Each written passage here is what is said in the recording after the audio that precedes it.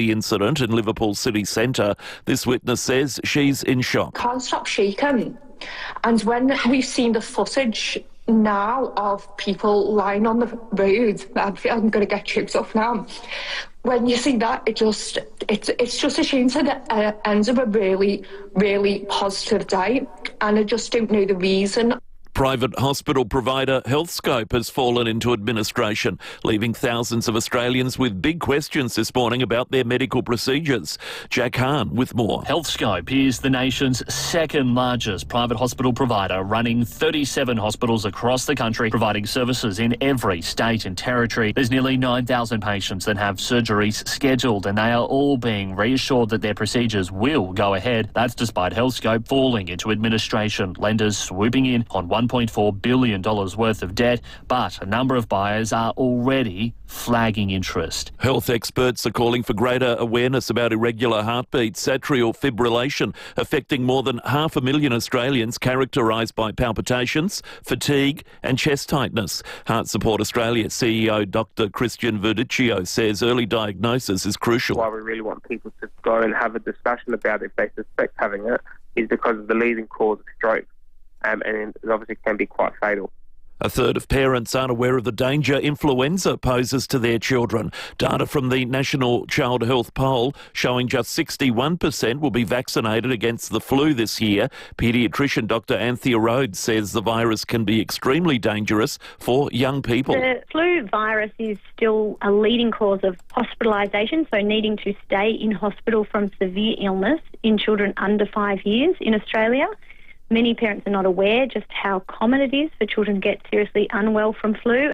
And Russia's accusing US President Donald Trump of being emotional after condemning Moscow's aerial attack on Ukraine. The comments come after President Trump called his Russian counterpart crazy for launching hundreds of drones and missiles across Ukraine. Turning to 5AA Sport. Gliderol Garage Doors, adding strength, style and safety to your home. Gliderol.com.au. Here's Tom Wren. Thank you, Maddie. Adelaide's players will be back on the training track today after their impressive win on Sunday against West Coast.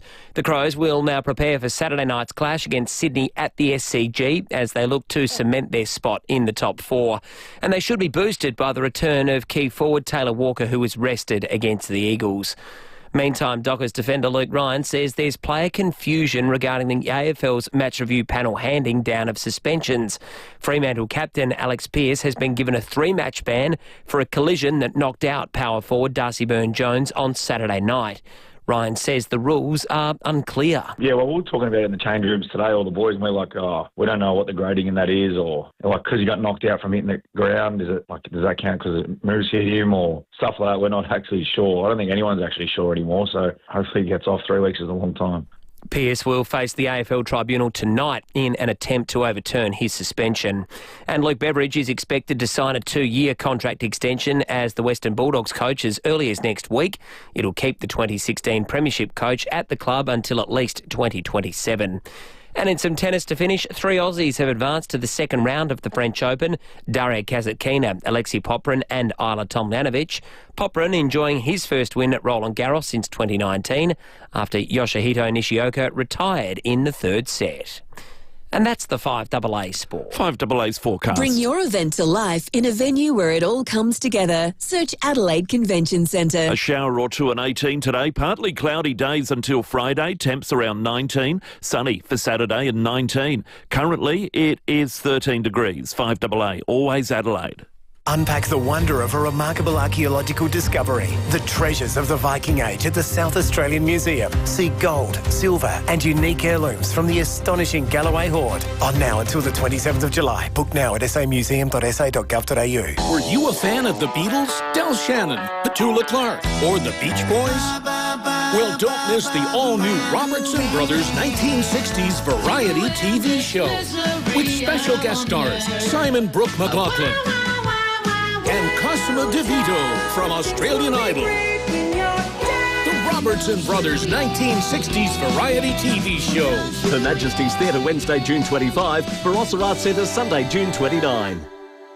At Coles, stock up on snacks with great half-price specials on Aussie classics. Like half-price Arnott's Shapes crackers, $1.30 to $1.90 grand, now just $2. Shop in store or online at Coles. Offer ends Tuesday. When you've been around for over a century, you know a thing or two. And South Australian Business Chamber and Ray White have almost 300 years between them. So when an alliance is formed between South Australian Business Chamber and Ray White Business Sales SA, all that experience flows to you. This ensures you're in top shape, whether you're buying, selling, or somewhere in between. Touch base with the experts. Search Ray White Business Sales SA. Proudly partnered with South Australian Business Chamber. 5AA's Tech Talk with your host, Adelaide tech guy Richard Pascoe. Thanks to Harvey Norman Computers. If you're thinking about upgrading your tech, Harvey Norman's running some great tax time deals right now on big name computers. Brands like HP, Lenovo, Acer, Asus and Surface. Especially if you're thinking about upgrading from Windows 10. You can pick up a brand new laptop from just $328, and if you're into gaming, there are models starting at $998. They've also got deals on essentials like printers, storage, headphones and monitors. It's a good time to upgrade with Harvey Norman, especially with the end of financial year coming up and the end of Windows 10 in October. You'll find more offers in store and online at Harvey Norman. Best brands, best range, best prices guaranteed. Conditions apply. Check out this great offer at a Harvey Norman store near you. Stay informed, get involved. 5AA, always Adelaide. Hyundai Prius is on now. Jump into the Tucson from $39,990 drive away. Visit Hyundai.com.au. David Penberthy and Will Goodings, 5AA Breakfast. 8 minutes after 6, good morning to you. Welcome to Tuesday on 5AA Breakfast, the 27th of May. Not sure the weather's going to be as memorable as the 26th of May was. Some people still dealing with it, though, in metropolitan Adelaide. 3,328 homes and businesses still without power as a result of powerful wind gusts and rain yesterday. We had it all in South Australia. We're going to be heading to the northern part of the state, Orroroo, just in the Peterborough region after 6:30 this morning. We chat to someone who was in the middle of that remarkable red dust storm. You got to feel for our farmers whose review of the rain and weather was, rain, nice, dust storm, not so much. We're going to be chatting with Emily Riggs in Burra just before 7 o'clock this morning. Speaking of Peterborough, Phil Curry's going to be on after 7:30. We'll talk federal politics with Phil. We're just over a week out from the South Australian state budget. Stephen Mulligan, the Treasurer, in his regular chat with us, will be on after 8:30. You might have a budget-related question for him. The dribs, drabs, dribbles and good news stories pre-budget are already coming out. If you squint, you can see them in the paper, or you see them on the news just about every night at the moment. Lots to talk about. David Penberthy, good morning to you. Good morning, Will. Good morning, listeners. What about that?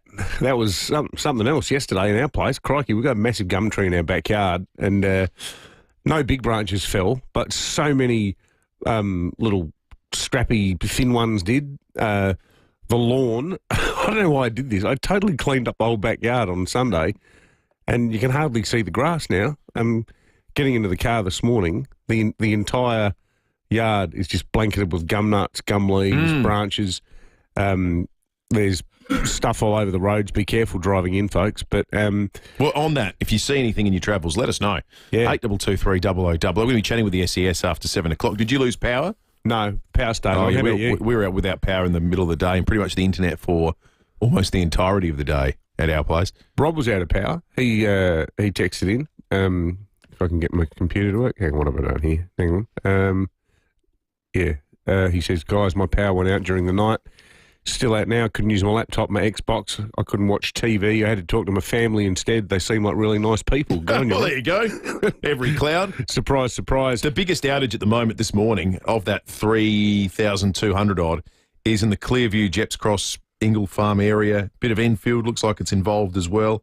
It's sort of the area, Grand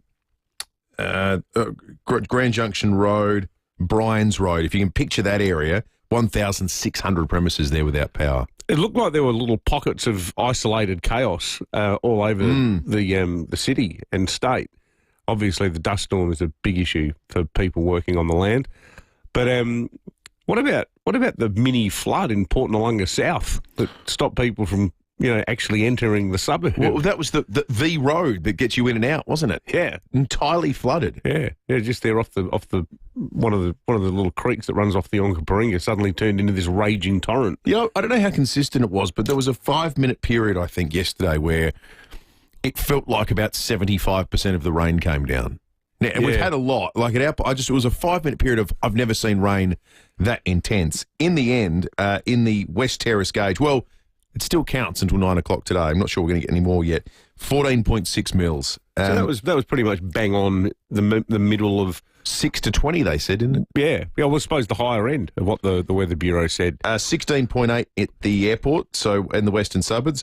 Kaipo 26.8. Wow. 26.8 and 19.8 at Parafield. It looked beautiful down in Kaipo today. Hang on, this is a big one. Mount Lofty 28.8. So the hills got it. 17.2 at Strath. Let's do this. The rain gauge whip around. What did you get in yours at home, folks? Anyone can beat the high point. The high official number I've got is 28.8 at Mount Lofty. I reckon we'll get some localised readings that are greater than that. We'd love to hear yours. 822 300 or text us on 0448 08 1395. I don't know if you would have still been up, Will, but around 8:30, 9 o'clock, it was like there was this total calm though. Like everything was just dead calm, and then the rain hit again. Yeah, at about 11 o'clock. It was the eye of the storm when I took the bins out. Actually, yeah, it was totally like it was. That's exactly what we said. Is this the eye of the storm? Is this actually a real thing? Because you wouldn't have known it was a windy day at all, apart from all the debris lying around. But it was actually kind of warm too. Yeah, well, for this brief period, it was like this is a really nice evening. Well, it's not cold this morning. 13.1 degrees outside at the moment. It's battering Victoria, it has overnight as well, that system that came through. We're going to take a quick break. Plenty of other news going on this Tuesday morning. We're going to get into all of it right after this. All right, that'll be absolutely diddly squat. Buy any vehicle from Wayville Hyundai before June 30 and you could win an entire year of groceries from Foodland. T's and C's apply. Licence number T25707. Driven by Australian Motors. Adelaide's local, trusted and truly connected talkback radio station. 5AA. Always Adelaide. South Australia brings you the simple pleasure of autumn in the hills. Scarlet, crimson, maroon, amber, saffron, burgundy, ochre, ruby, aubergine. Is that a colour? South Australia. Celebrate the simple pleasures. Make your next business or social event unforgettable at the newly upgraded Ferris. Have your next meeting, private or corporate functions in one of 5 unique spaces, featuring natural light, parkland views and in-house AV for a seamless experience. Choose from the chic Paradiso Bar, modern studio or grand marquee and starlight rooms, whether for 30 or 350 guests. We tailor every detail to your needs and budget. And enjoy complimentary parking and luxury spa accommodation. Find out more at Sferris.com. Hello, Frank Walker from National Tiles. National Tiles' famous once a year May Mayhem is the biggest and best ever. Spend $1,000 and we'll only charge you $750. Or spend $2,000 and we'll only charge you $1,450. That's right, spend $2,000 and we'll only charge you $1,450. Don't miss the biggest and best National Tiles May Mayhem event of all time. So rush into National Tiles now and save. Conditions apply. There should be no limits to a child's potential. But for 7-year-old Ella, the invisible barriers of poverty are taking a toll on her learning every day, causing her to fall behind at school. She dreams of being a geologist one day, but she's starting to believe that may never happen. Poverty shouldn't cost Ella her chance to dream. Please donate now to give children like Ella the extra learning support to achieve their potential. Search the Smith family. Ultimate Wood Heaters and Illusion Gas Log Fire's Red Hot Fire Sale. We're on fire with Australian-made wood log heaters from a crazy $9.99. Gas log fires from a smoking $29.99. Ultimate and Illusion, 355 Main North Road, Enfield. illusionfire.com.au. 5AA Breakfast is streaming live right now. To watch, simply head to 5AA on Facebook or YouTube. Hyundai Prius is on now. Jump into the Tucson from $39,990 drive away. Visit Hyundai.com.au. David Penberthy and Will Goodings. 5AA Breakfast. 16 minutes after 6. Before news headlines, wanted to check in with Anthony, who runs the Broadway Kiosk. Now, the Broadway Kiosk is one of our faves. We love going to this place. It's about as picturesque as you can possibly get along the beachfront here in the southwestern suburbs of Adelaide. They got smashed yesterday by the weather. Anthony, good morning to you. Morning. What's the state of the cafe at the moment, Anthony? Yeah, it's not as picturesque as it normally is. Are you even able to open for business? So we are. So we have to get everything out and do a bit of a deep clean. A bit of seaweed, sand, had a little bit of flooding.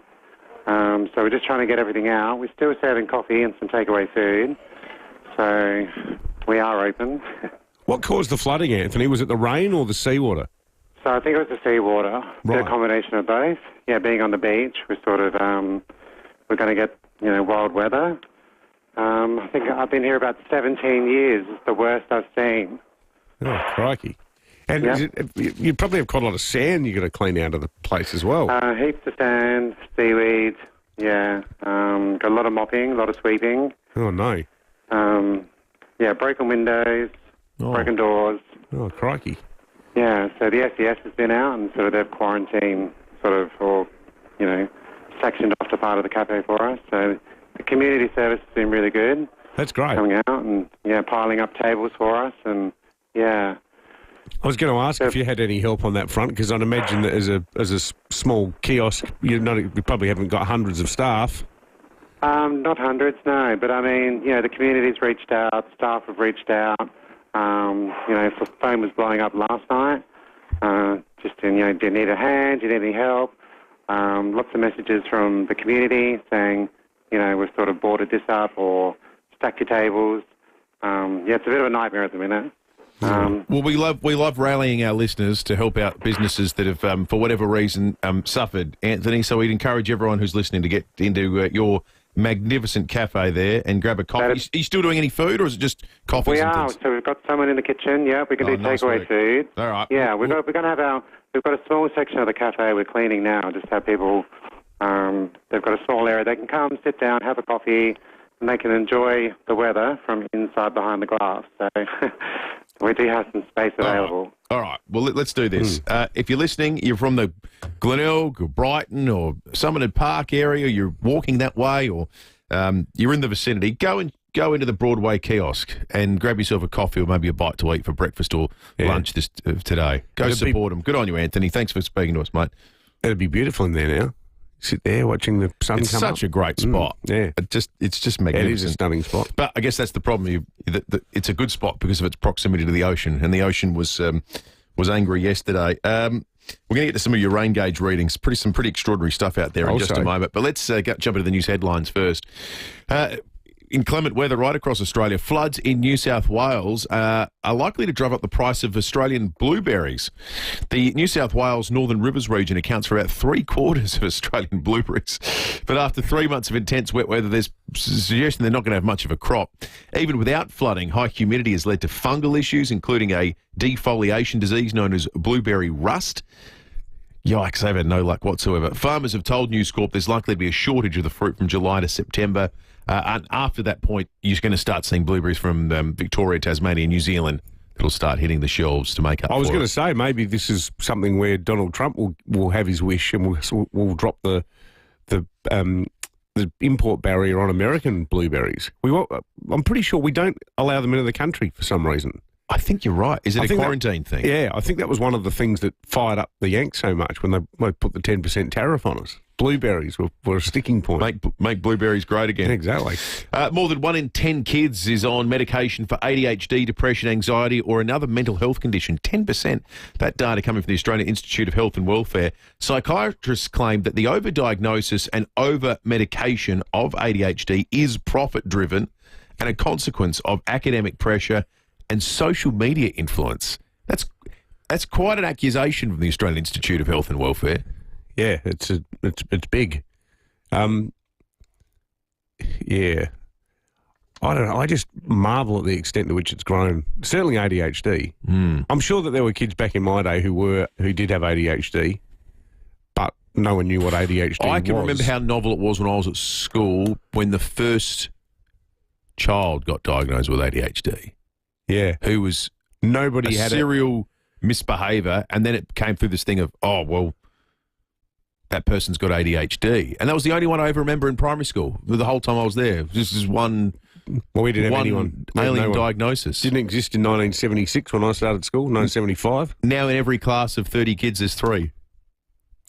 Yeah, I actually wonder if in some areas that would be more. Like there'd be sort of clusters, areas where there's actually a whole bunch of kids who've got it.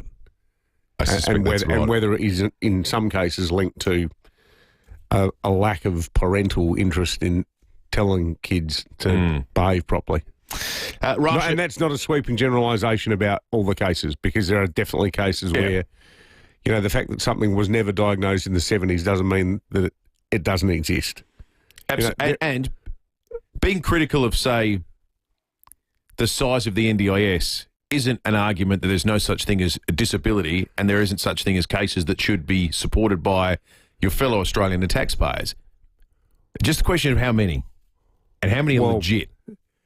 This is where it's a cash cow for some sectors. And, I mean, I think I told the story before about, like me, my handwriting is so bad, but one of two of our kids have had handwriting problems.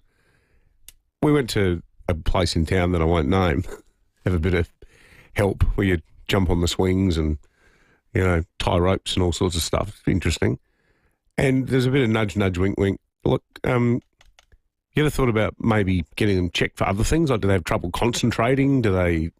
like, where's all this leading? I think it's leading to a large publicly funded organisation with a 4-letter acronym that'll help underwrite another 10 sessions. No thanks. I just thought, seriously. You know, the thing is with kids, how many kids have trouble concentrating? How many kids have trouble with their fine motor skills? Not all of these things mean that they need to be put on an NDIS plan. Like, some of it is just cha-ching, dollar signs light up because you know that you're going to get more bookings and you're going to get assistance from the Commonwealth. It proves that old adage, doesn't it? If you show me the incentive and I'll show you the outcome. Yeah, totally. Russia is accusing US President Donald Trump of being emotional after condemning Moscow's aerial attack on Ukraine. The comments come after Donald Trump called his Russian counterpart crazy for launching the drone and missile attack. So they escalated their former bromance to... So Donald Trump says Vladimir Putin is acting crazy and Putin's calling Trump emotional. What was the quote? I'll solve this in one day. Yeah, he had a secret plan. Sort of... That deadline has passed, hasn't it? Haven't hit that one. As Europe and the United States withdraw key aid to support developing countries, China is now the world's largest source of new finance. Debt repayments to China will total $22 billion this year. Lowy Institute researcher Riley Duke says poverty reduction is being hampered in developing countries. The end product means that on the balance sheet for around 60 countries, they're now facing a lot more money going out the door, repaying Chinese loans than they've got coming in. All right. Should we do some whip around of rain gauges? There are many. The rain gauge whip around. So Robin Mount Barker, that is the greatest. It's been escalated to a segment now. The greatest little sound effect ever. Robin Mount Barker, 41.5 mil. That's going to be hard to beat. Kate in Melrose Park, 22 mils. In Malala, 19 mils. Pandana, Tim in Greenwith says Pandana had 40 mil with yesterday's total included. He makes a good point here. Just a shout out to all the people who said the bomb never get anything right. And your Facebook page yesterday morning, that's our Facebook page that Tim's talking about there. He says the bomb pretty much nailed it, even if it was a little late getting here. Well, they did. They did. They did get it right. Another one here from Mount Barker. Justin says, as at 2:30 this morning, up early, maybe goes to the gym with Lucy. Justin said he got 31.3 mils of rain in Mount Barker as well. One here, Whyalla, 0.2. That can't be right. 0.2. Well, maybe the rain gauge was inside. 13.1 degrees outside at the moment. Heading for a top of 18 today. 1 to 5 mils in the forecast. I'm guessing we've had a fair bit of that already. We'll ask the Bureau in about 20 minutes' time. We also need to check with Luce the exact timing of the movie tomorrow night. Peter in the Barossa has texted in. He wants to know, is it 6? Does it start at 6? 6 arrival, Lucy says. 6 arrival. 6 for... Canapes. 6:15-ish. Get there by 6. Listen, here's how it works. Have a chat in the foyer. Lucy in the movie industry. This is how it works. The movie starts when she walks in and sits down. Okay? Yeah. So don't worry. Is she going to be one of those steamer chairs with she raises her hand on the back? She raises her hand and the movie starts. That's how it works. Silencio. Top of 19 tomorrow and dry. 20 on Thursday and partly cloudy. 19 Friday, 19 Saturday, 19 Sunday, and just a drizzle of rain maybe on Monday. But it's going to be dry for the next 4 or 5 days. 20 on Monday and up to 1 mil of rain. Tom Rand is in the 5AA Breakfast Studio. Thanks to Glarderol Garage Doors, adding strength, style and safety to your home. Glarderol.com.au. Morning, Rennie. Morning, Will. Morning, David. Boys, want to start with the tribunal. The Crows have been given a bit of a boost. Callum Mills, who, has spent a lot of time on the sidelines, came back, and first game back he's been rubbed out. Bit of a careless incident. So they're already sort of threadbare, the Swans, with players that they've got available. So that's a bad blow for them, and it's a good one for the Crows. So he won't play on Saturday night. The tribunal, while we stick with that theme, they've got a test tonight because there was that incident on the weekend with Alex Pearce and Darcy Byrne-Jones. Not sure if you can remember it. And Pearce has been rubbed out for 3 weeks. So they're going to try and fight that. Now, the Fremantle coach spoke on Fox Footy last night.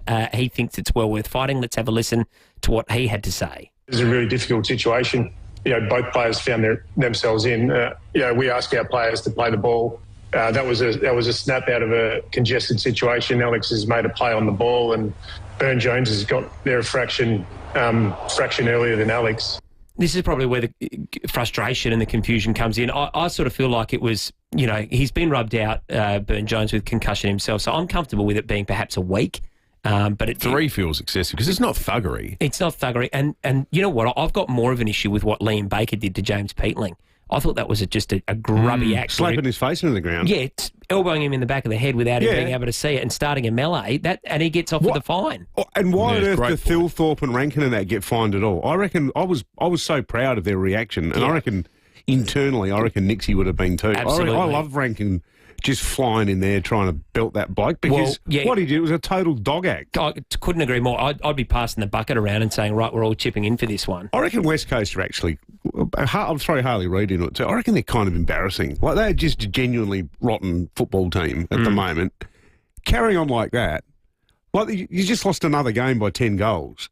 And the dying seconds you do that, what sort of a dog act was that? Yeah, I thought it was poor. And I would have much preferred to see the match review come down and say, there's 2 weeks just for being an absolute idiot. Because, Peatling has no way of protecting himself. Yeah. Now, they're obviously the force, but, back of the head.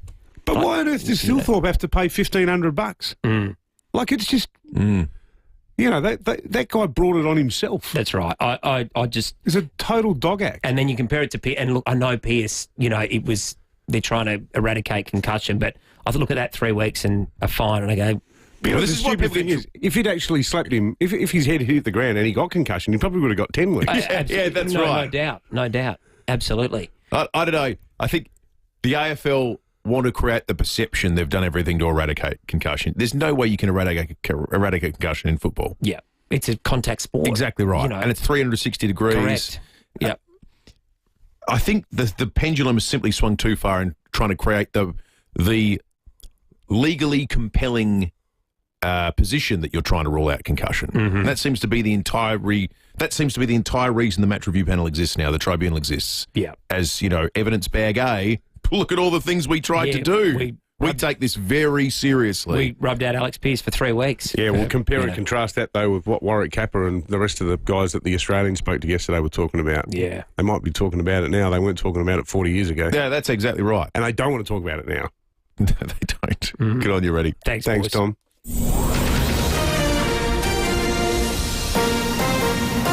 This is 5AA News. Always Adelaide. A shower or two and 18 today with the 6:30 news. I'm Matthew Pantelis. Shift windscreen. RAA approved repairer Complete Windscreens repairs it from just $99. Find the big red koala. A Wingfield trucking company's investigating an incident in the mid-north yesterday. Video posted online shows a truck hitting a car in the near-zero visibility dust storm. Collins has stood down a driver pending an investigation, saying it's completely unacceptable if safety standards and driver expectations are not met. A calmer day today, with the city recording 14 millimetres since 9 a.m. yesterday. Some 3,300 properties remain without power this morning. A car has driven through a crowd of Liverpool fans celebrating the team's win in the English Premier League. More from Nine's UK correspondent Edward Godfrey. The Liverpool street parade had been going for hours and crowds were starting to disperse when the car drove through. A van or SUV type vehicle ploughing through people on the street, running over multiple pedestrians. The car seen weaving and slowing and accelerating again in phone vision that's emerged online. Some of it is very distressing. Crowds surrounded the car, many people trying to get to the driver. Police detaining a man saying he's a 53-year-old white British man from the local area. Nothing further has been given at this time. There's a huge police presence in the area trying to move people away from the incident. Many ambulances on scene too, and an air ambulance as well. UK Prime Minister Sir Keir Starmer has issued a statement saying the scenes in Liverpool are appalling. My thoughts are with all those injured or affected. I want to thank the police and emergency services for their swift and ongoing response to this shocking incident. A new tool has been developed which can more precisely pinpoint signs of neurodegeneration in the brain. Scientists hoping the technique could bring hope for millions of people in the early stages of Alzheimer's disease. A new report reveals Sydney and Melbourne's juggernaut property markets have been beaten for price growth by Adelaide over the past 20 years. House prices have risen here 175% over the period, outpacing every other capital city. Despite most cities more than doubling the rate of inflation over the same period, the biggest increase in property values was in farmland, up an average 256%. Darren Austin from the Australian Property Institute says the findings uncovered some surprise winners for both homeowners and investors. This report has indicated enormous growth across the Australian property market. It's also pointed out some very big surprises, particularly that Adelaide prices outstripped Sydney and Melbourne. They rose 175% between 2005 and 2024. And even more surprisingly, Hobart was actually second.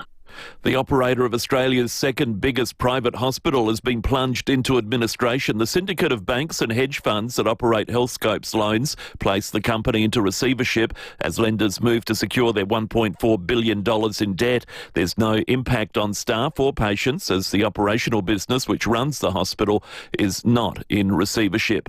Floods in New South Wales are likely to drive up the price of Australian blueberries. Gabriel Hodson explains. The Greater Coffs Harbour region accounts for about 3/4 of Australia's blueberries, but after 3 months of intense wet weather, there may not be much of a crop. Even without flooding, high humidity has led to fungal issues, including a defoliation disease known as blueberry rust. Farmers have told News Corp there's likely to be a shortage of the fruit from July to September. After that, Victorian, Tasmanian and New Zealand berries should hit the shelves.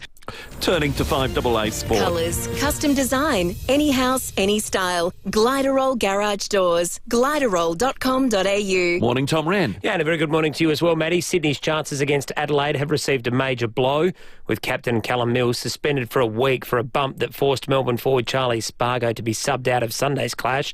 That was between Melbourne and the Swans. It means Mills will miss the match against the Crows on Saturday night at the SCG. Fremantle, meantime, will head to the tribunal later tonight, our time. The Dockers will challenge captain Alex Pearce's 3-game ban for a collision which left Darcy Byrne-Jones concussed on Saturday night. Coach Justin Longmuir says it was just a footy incident. My view is it was a really difficult situation. Both players found themselves in. We ask our players to play the ball. That was a snap out of a congested situation. Alex has made a play on the ball, and I didn't think Alex turned to brace and bump. I thought Alex, if anything, left himself open as well. Let's go to tennis. Alexei Popyrin is through to the second round of the French Open, recording his first win at Roland Garros since 2019.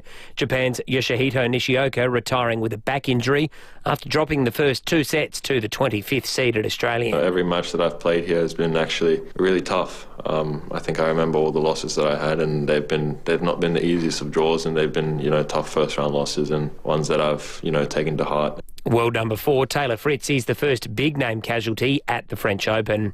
And at the NBA playoffs, the New York Knicks have hit back against the Indiana Pacers in Game 3 of their Eastern Conference Finals series, winning 106-100 and now trailing 2-1 in the best-of-7 series. Oklahoma City holds a 2-1 lead over Minnesota heading into Game 4 this morning. And that's the 5AA Sport. 5AA's forecast. Bring your event to life in a venue where it all comes together. Search Adelaide Convention Centre. A shower or two for Adelaide today and 18. Then partly cloudy days through till Friday. Temps around 19. Sunny for Saturday and 19. Currently it's 13 degrees. 5AA, always Adelaide. Hyundai Prius is on now. Jump into the Tucson from $39,990 drive away. Visit Hyundai.com.au. David Penberthy and Will Goodings, 5AA Breakfast.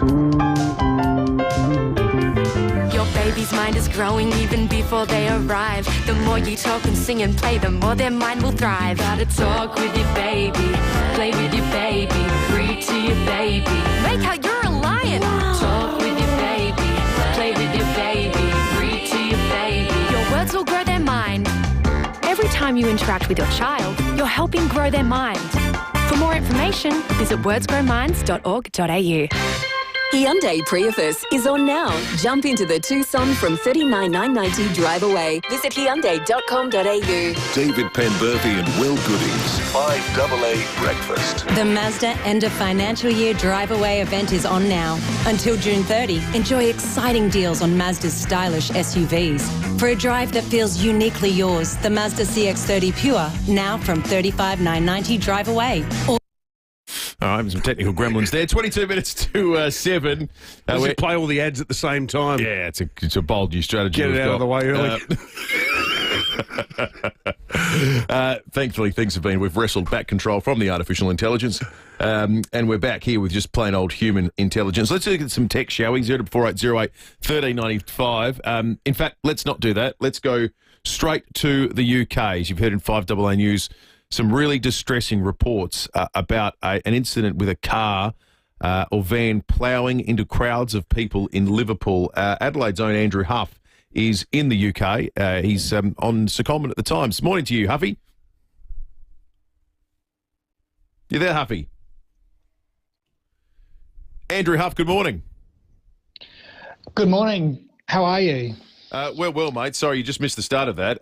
We were just saying there's been this awful incident in Liverpool. Bring our listeners up to speed.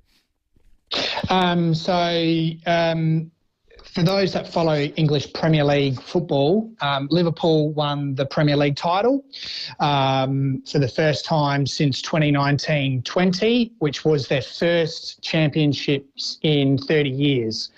So you can imagine for a very successful club like Liverpool, it was an absolutely momentous occasion, and it was a record equaling 20th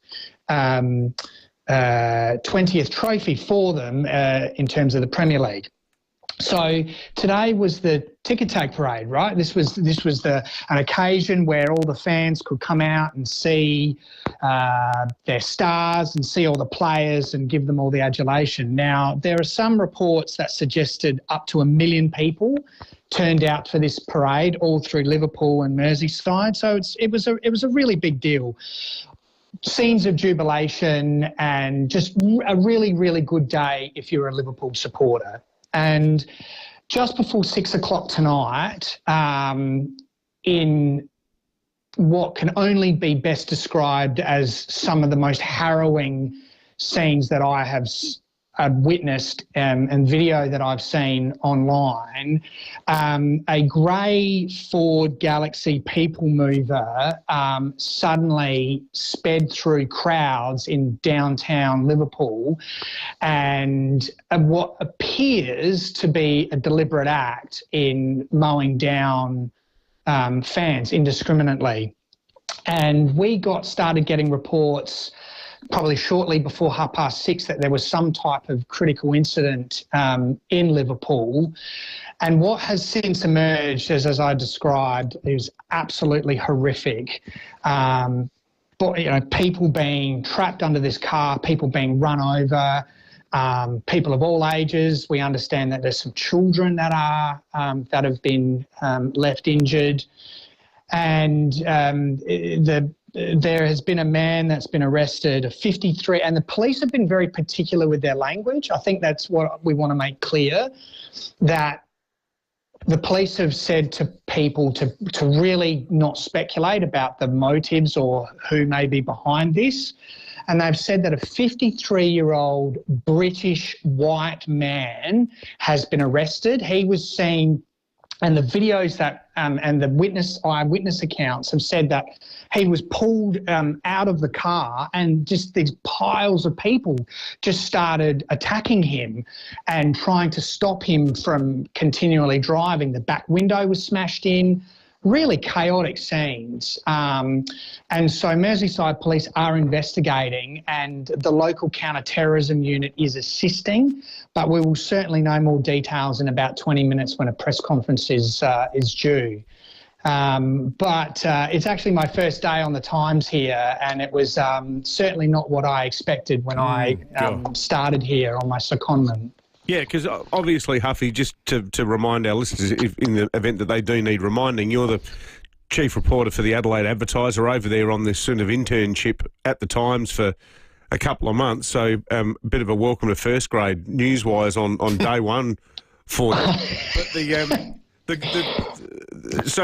the fact that the coppers there have specifically said white British man, there should be no suggestion whatsoever that this is an act of Islamic terror. That is the reason that the British police are making that clear, is it not? Look, I think they've learned a lot of lessons from several incidents that have occurred here, not the least of which is what happened with the student or the young man who attacked all of those young children at the Taylor Swift event up in the north of England last year. Look, I'm not going to speculate on air about what may or may not have occurred, Pembo, but the language is really, really particular. A white British man who lives in Liverpool who's 53.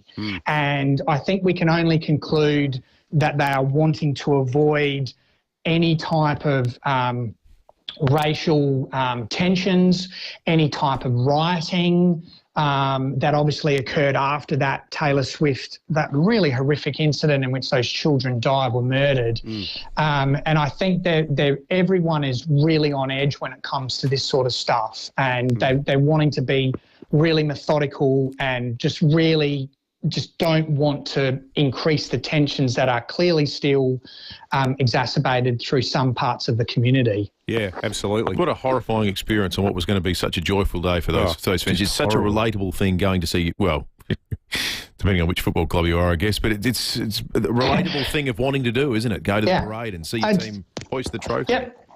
And the pictures that we were getting in and the stories, everyone was just in such a really jubilant mood.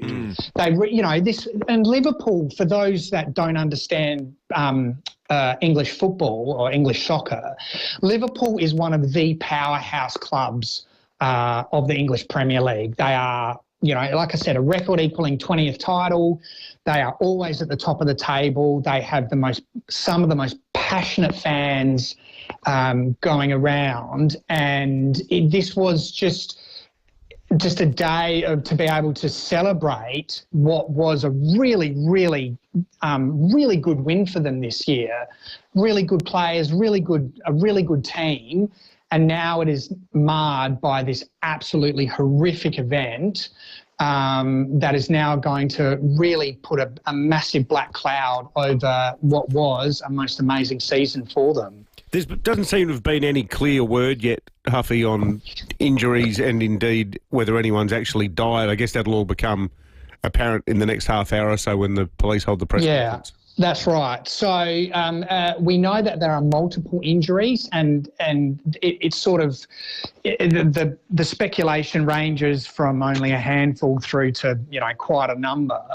But it is very clear from this really horrifying vision that people have uploaded to social media that there are definitely injuries. We understand that a couple of them are critical. Whether or not anyone has died yet, though, the authorities have not released that information. But as I said, there's a press conference in probably about 15 minutes up in Liverpool where that detail will be brought to hand. But this has gone right to the top. The British Prime Minister's being monitored, is monitoring the situation, Sir Keir Starmer. The Home Secretary, Yvette Cooper, is also monitoring it. So the authorities are taking it really, really seriously. It's quite a big crime scene now. So they are, and the police have said that, quote, extensive investigations are now underway to determine how and why this unfolded. Well, Huffy, we love your work here in Adelaide at the Advertiser, and we were very excited to be able to chat with you over in the UK and knowing you're going over there and doing some work for the Times. Unfortunate, our first opportunity to do so is what looks like a really serious and awful situation. Yeah. But we'll stay in touch and we'll chat again. Thank you. Over there, Huffy. Thanks for your time, mate. We appreciate it. Thank you, mate. And if I could just do a quick plug for those wanting to log on to thetimes.com. We've got some absolutely comprehensive coverage, and as the day unfolds in Adelaide, you'll be able to keep up to date from that. Good on you, Huffy. Thanks for joining us, mate. Thanks, lads. Talk to you soon. Far out. Just awful. So 20 minutes time. We'll find out more after 7 o'clock. We'll keep you abreast of developments over in the UK. What motivates someone? Huge number of Liverpool fans back here in Adelaide too. I mean, it's the kind of thing that people that would have been lifelong fans might have had a half thought of, I'd like to fly over for that. Yeah, totally. I reckon there'd probably be more Liverpool fans than fans of any other club in South Australia. Yeah, probably. They're probably the biggest club. Big fan base, very loyal fan base, Liverpool people. Hey, for Mark and Tony and a couple of other people on the text line who've been asking, what's the rain and wind under the algal bloom? Well, that is a question that's very much uppermost in our minds. I don't know if there's any way of determining that just yet, but we're going to try to answer that question later in the program. If it is answerable. Because they might be hard to test for at the moment. Yeah, the size of KI. Well, the other thing too is what happens if it's all been churned up. Is that in the short term a potential problem too? Like if all this algae just disperses everywhere, what impact does it have? We'll make some calls, and if there is an answer, we'll bring it to you before 9 o'clock. Some excellent texts. Let's check traffic for the first time this morning, thanks to Lynn Andrews Real Estate, experts in commercial and residential property management. lynnandrews.com.au. Thanks, Will, and morning, David. Flooding in a few spots due to the overnight weather, including at Wingfield on the north-south motorway, the Wingfield interchange, also at Para Hills on Bridge Road. Quite a few traffic lights out of action too due to the weather. You'll find Noarlunga Centre, Beach Road near Goldsmith Drive, Somerton Park at Brighton Road, and also Bridge Road at Jepps Cross. Got a camera too this morning, Port Road or Dinker. The BMW Expo sale event is on now with exceptional offers across a range of BMW vehicles, including the X3, X5 and 1 Series. Must end June 30, T's and C's apply. Adelaide's most accurate traffic on 5AA. The Mazda End of Financial Year Drive Away event is on now. Until June 30, enjoy exciting deals on Mazda's stylish SUVs. For a drive that feels uniquely yours, the Mazda CX-30 Pure, now from $35,990 Drive Away. Or be ready for any adventure in the versatile Mazda CX-5 Max from $37,990 Drive Away. There's never been a better time to get behind the wheel of your new Mazda. So head to your local dealer before June 30. Terms, conditions and exclusions apply. See Mazda.com.au for details. Scammers and fraudsters, they'll come at you any way they can. Texts, emails, phone calls, even social media. They're relentless. But so are Westpac. We don't just rely on one line of defence to protect you and your money. We've got layers and layers and layers and layers and layers and layers of scam and fraud defence. That's a lot of layers. When it comes to security, you can never have too much. Westpac. Layers and layers of scam and fraud defence. Westpac Online Banking. T's and C's apply. What makes Ray White the big name in business broking? They're people, like multi-time SA Business Broker of the Year, Brett Buckley, and his team of business professionals. They take a deep dive into your business, finding value and potential, and they know what they're looking for, because they know businesses. They're not real estate salespeople trying to sell businesses, they're business people selling businesses. If you want to know what your business is worth, touch base with Brett. Search Ray White Business Sales SA. Multiple Business Broker of the Year awards.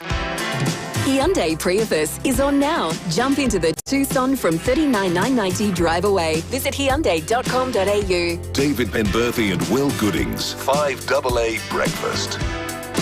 10 minutes to 7. Let's talk about the weather. It's all that anyone's been talking about for the last 72 hours, I think, in anticipation of yesterday. Then the real thing lived up to all expectations. Simon Timke at the Weather Bureau. You guys can take a lap of honour, I reckon. Simon absolutely nailed it. It was amazing yesterday. How much rain did we end up with? Morning, Will. Morning, David. Well, it was pretty wet in the end. We have recorded 14.6 millimetres here in the city, and generally across the Adelaide Plains, most places picking up the order of 15 millimetres or so. Around the hills, even wetter though, fairly widespread falls of 25 to 40 millimetres around the Adelaide Hills and Mount Lofty ranges. So pretty wet conditions up there, and I'm sure enough to get the creeks flowing. Oh, I think, as Will said at the start, though, Simon, you guys do deserve credit because often, people, it must drive you mad. You hear people going, the Weather Bureau, they said it was going to rain. It didn't. You couldn't have got it more accurately yesterday. Well, it was a bit late to arrive, wasn't it? But it got here eventually. I know. We could hear a slight level of tension in your voice yesterday morning. Like, come on! But, you got there in the end. So. Yeah, so it was good. But certainly very windy day. It was quite amazing watching the weather, not just around the Adelaide area, but around the state. The dust up to the north, through the Flinders, mid-north, Riverland. And I think there were areas over Eyre Peninsula was quite incredible to see. And then the later in the day with those very high tides and the large waves pushing up over the coast, causing some havoc as well. Certainly the most interesting, not necessarily in a positive way, weather day that we've seen in quite a while. Yeah, absolutely. But for today and the rest of the week, specifically today, certainly in a very significant easing trend now. The low that produced the weather has moved out to the east of Tasmania. We'll see the winds have eased quite a bit, but will continue to ease during the day. We've still got a small area of warning up to the north, but for those possible damaging winds, but not over the Adelaide area anymore. So we'll still see one or two showers around on the radar at the moment. Still a couple of showers around the area, but they'll become less frequent during the afternoon, I think. The wind's southwesterly today, and they'll continue to ease during the day, back to around 15 to 20 kilometres per hour in the afternoon. Temperatures for today, 18 degrees, around the suburbs, 18 as well for Elizabeth, Glenelg and Noarlunga. Then the next couple of days, partly cloudy, but mostly dry, maximum temperatures up around the 19 or 20 degree mark. Good stuff, Simon. Thank you. Simon Timke there from the Weather Bureau. All right, let's head to Sapole. Senior Constable Liam Bennett joins us. Liam, Police Dog Edge has helped out in an arrest. Yes, he sure has. Good morning. Just after 3 a.m. this morning, Norwood Patrols and a dog operations team were called to Warina Avenue in Joslin after reports of someone breaking into parked cars. Upon arrival, police discovered multiple vehicles on 7th Avenue had been broken into, and this prompted PD Edge and his handler to begin a track from the scene.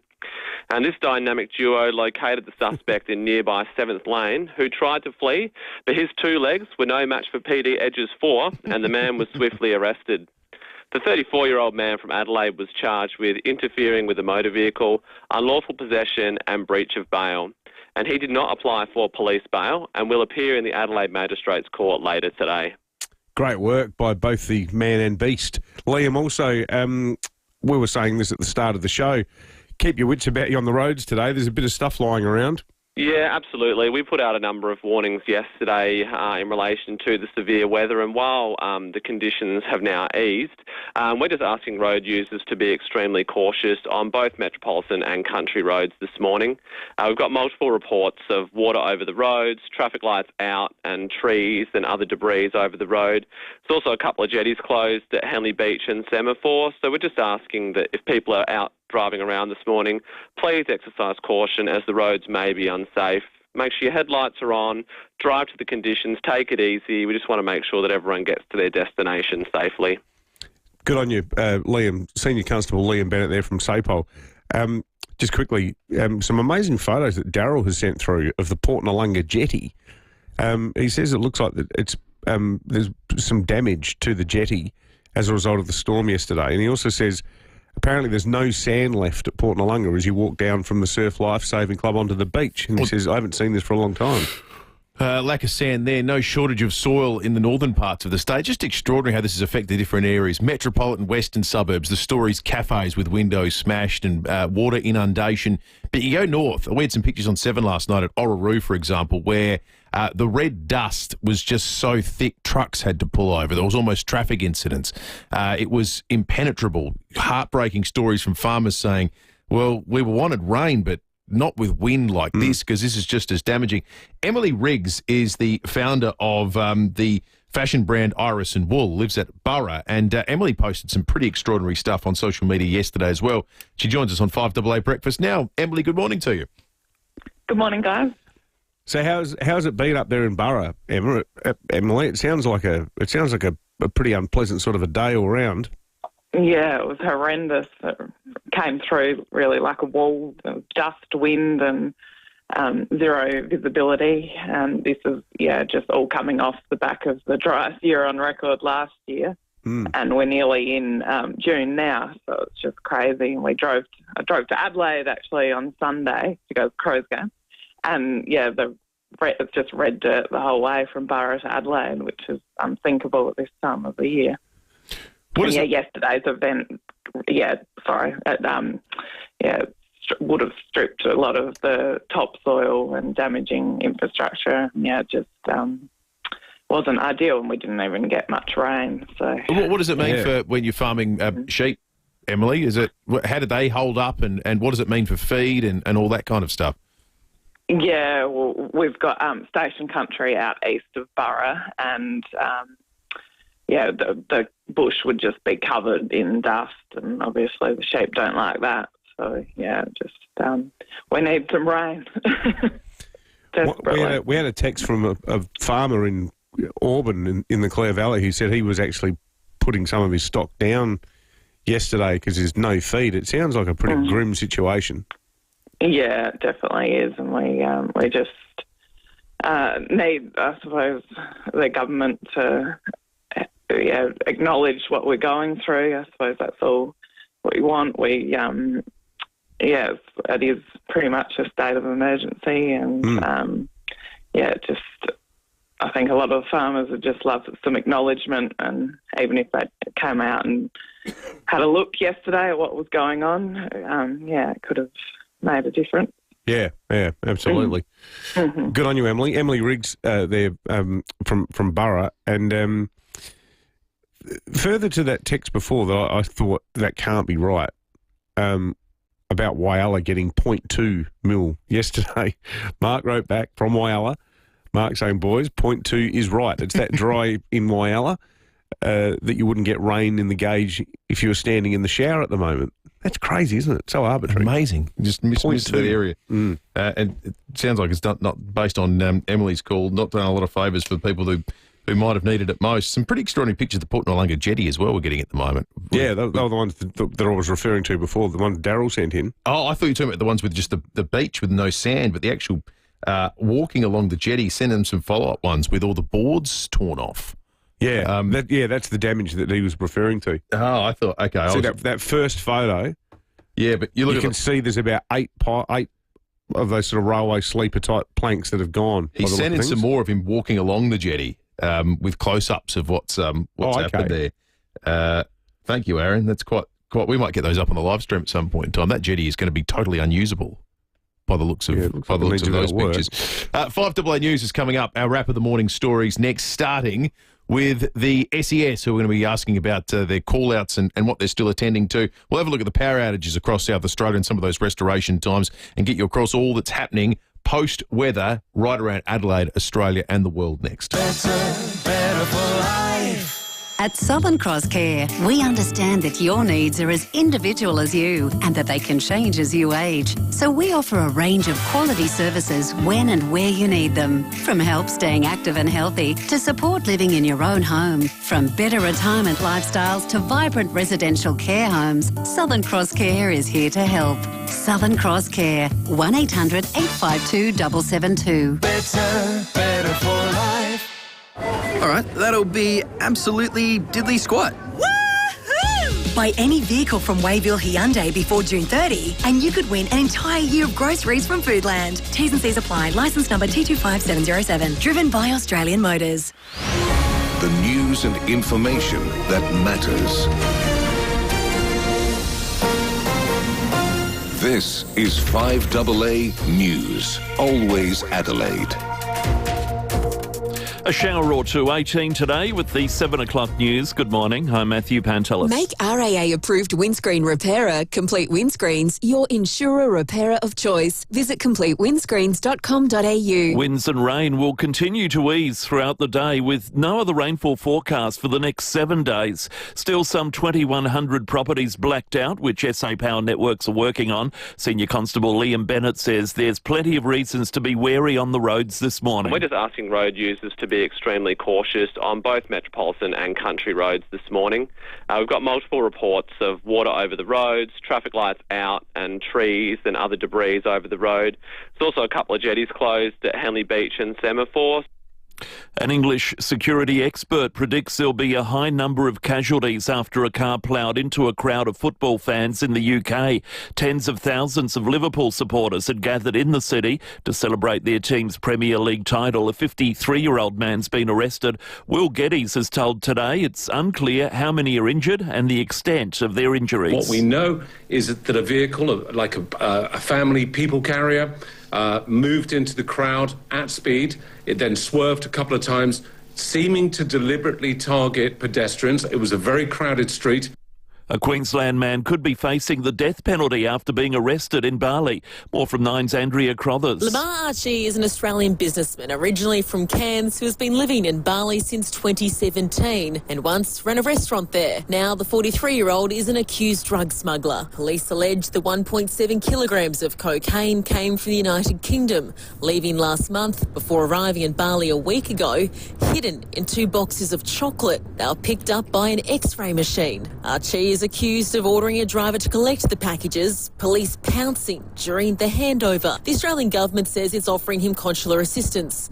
Police allege he was only set to receive $5,000 from the trade, crime which could cost him his life. More than 100 people have been convicted over a record $2 billion tax fraud that took off on TikTok. The latest sentenced is a young Queensland woman caught with a fake nail business who lodged $50,000 worth of dodgy GST refund claims. The scam took off in late 2021 and was widely shared on the social media platform. So far, only $160 million has been recovered. The King and Queen have arrived to a very warm welcome in Canada, kicking off a 2-day visit. US correspondent for 9, Lauren Tomasi. If timing is everything, then this royal visit is certainly sending a message. It's a show of support to Canada at a time when there is a lot of US tension, with Donald Trump making repeated calls to make Canada the 51st state. The King's visit, which has come at the request of the new Prime Minister, Mark Carney, is his first visit since becoming head of state. It will culminate in the King delivering a speech from the throne at the opening of Parliament, the first time a monarch has done so for almost 50 years. And the French President Emmanuel Macron has been filmed about to get off a plane with his wife slapping his face. Witnesses say it appears they were bickering, but the French President insists they were horsing around. Turning to 5AA Sport. Gliderol Garage Doors, adding strength, style and safety to your home. Gliderol.com.au. Here's Tom Wren. Thank you, Matty. The Crows will again hit the training track today as they prepare for Saturday night's clash against Sydney at the SCG. Adelaide has won just 1 match on the road this season, but their cause has been helped with Swans captain Callum Mills suspended for a week for his bump on Melbourne's Charlie Spargo. Meantime, Fremantle has confirmed it will challenge the 3-match ban handed down to captain Alex Pearce. Well, the form of Carlton forward Charlie Curnow is being brought under question as the Blues go into the bye sitting 12th on the ladder. Curnow's kicked 24 goals this season, sitting 9th in the Coleman medal. Champion forward Matthew Lloyd telling Footy Classified the Blues forward needs to lift. Charlie Curnow doesn't fight as hard as he should. They've got like 8 players who are in the worst 30 in the competition for kicking inside 50. That's one thing, but when Charlie's getting beaten, I see him roll over far too often compared to champions like Jeremy Cameron and Jesse Hogan of recent years. Meantime, Western Bulldogs coach Luke Beveridge is reportedly on the verge of signing a 2-year contract extension. Let's get to tennis. World number one, Yannick Sinner, has just won his first round match at the French Open, taking care of local Arthur Rindicknecht. 6-4, 6-3, 7-5. Defending champion Carlos Alcaraz is also through. Aussie Chris O'Connell lost in straight sets to 22nd seed Ugo Humbert, while there were also losses for Alexander Vukic and Jordan Thompson, but Alexei Poprin's through after taking care of Yoshihito Nishioka. While on the women's side, Isla Tomljanovic won the all-Aussie battle against Maya Joint. That was in straight sets, while Daria Saville lost to Madison Keys, also in straight sets. And a man-of-the-match performance from Aussie Josh Inglis has helped his Punjab Kings to a 7-wicket win against the Mumbai Indians in the IPL. That sees them jump to the top of the table heading into the finals, Inglis blasting 73 off only 42 balls. And that's the 5AA Sport. 5AA's traffic. Morning there. Flooding in a few spots due to the weather, including at Wingfield on the north-south motorway at the Wingfield interchange and also at Para Hills on Bridge Road. Quite a few traffic lights out of action. Some include Somerton Park and Brighton Road near Sacred Heart and also Bridge Road at Jeps Cross. Crash at Fitzroy Terrace near Torrens Road with a camera baluster at Ingle Farm. Do you or someone you care for need complex mental health support? Sane can help. Choose from a range of free digital and telehealth support services. Visit sane.org today. Adelaide's most accurate traffic on 5AA. 5AA's forecast. Bring your event to life in a venue where it all comes together. Search Adelaide Convention Centre. A shower or two and 18 today. Partly cloudy days then until Friday. Temps around 19 and sunny on Saturday and 19. Currently it's 13 degrees. 5AA, always Adelaide. Is stress making your muscles tense and your nights restless? Caruso's new Super Magnesium plus Ashwagandha to the rescue. With 6 forms of magnesium, Caruso's Super Magnesium plus Ashwagandha supports muscle relaxation, relieves symptoms of stress and promotes deep sleep. So if you're tired of tense muscles and sleepless nights and can't wait for calm, comfort and peaceful relaxation, try Caruso's Super Magnesium plus Ashwagandha today. From leading pharmacies and health stores, always read the label and follow the directions for use. Is your outdoor area living up to its potential? If not, speak to Luva House and transform your outdoor area with an opening and closing roof that's ready for next summer. An SA family-owned business, Luva House do everything. Planning, design, council approvals, local manufacturing and installation, so you'll have peace of mind it's done right. Don't wait any longer. Find out more with a free design, measure and quote. Bring your outdoor area to life with Luva House. luvahouse.com.au. In Adelaide and across South Australia, this is 5AA, always Adelaide. Hyundai Prius is on now. Jump into the Tucson from $39,990 drive away. Visit Hyundai.com.au. David Penberthy and Will Goodings, 5AA Breakfast. 8 minutes after 7, good morning to you. Welcome to Tuesday on 5AA Breakfast. If you are tuning in for the very first time, 2,120 premises across South Australia without power. The biggest collection of those is in the mid-north. We've already chatted with Emily Riggs at Borough a short time ago. It's probably around the Riverton sort of Hamilton, Saddleworth kind of area that the largest number of properties are without power at the moment. In metropolitan Adelaide, it's largely around the southwest, areas where the storms caused some damage. Summerton Park, 68 premises, for example. Then you go to the hills and you're looking at Balhanna. There's a whole whack of homes without power there. We have been chatting with SA Power Networks. They're going to come on at about 7:45 after we chat with Phil Curry. They've done a power of work over the course of the last 24 hours. There were thousands upon thousands of outages yesterday that are all largely back on.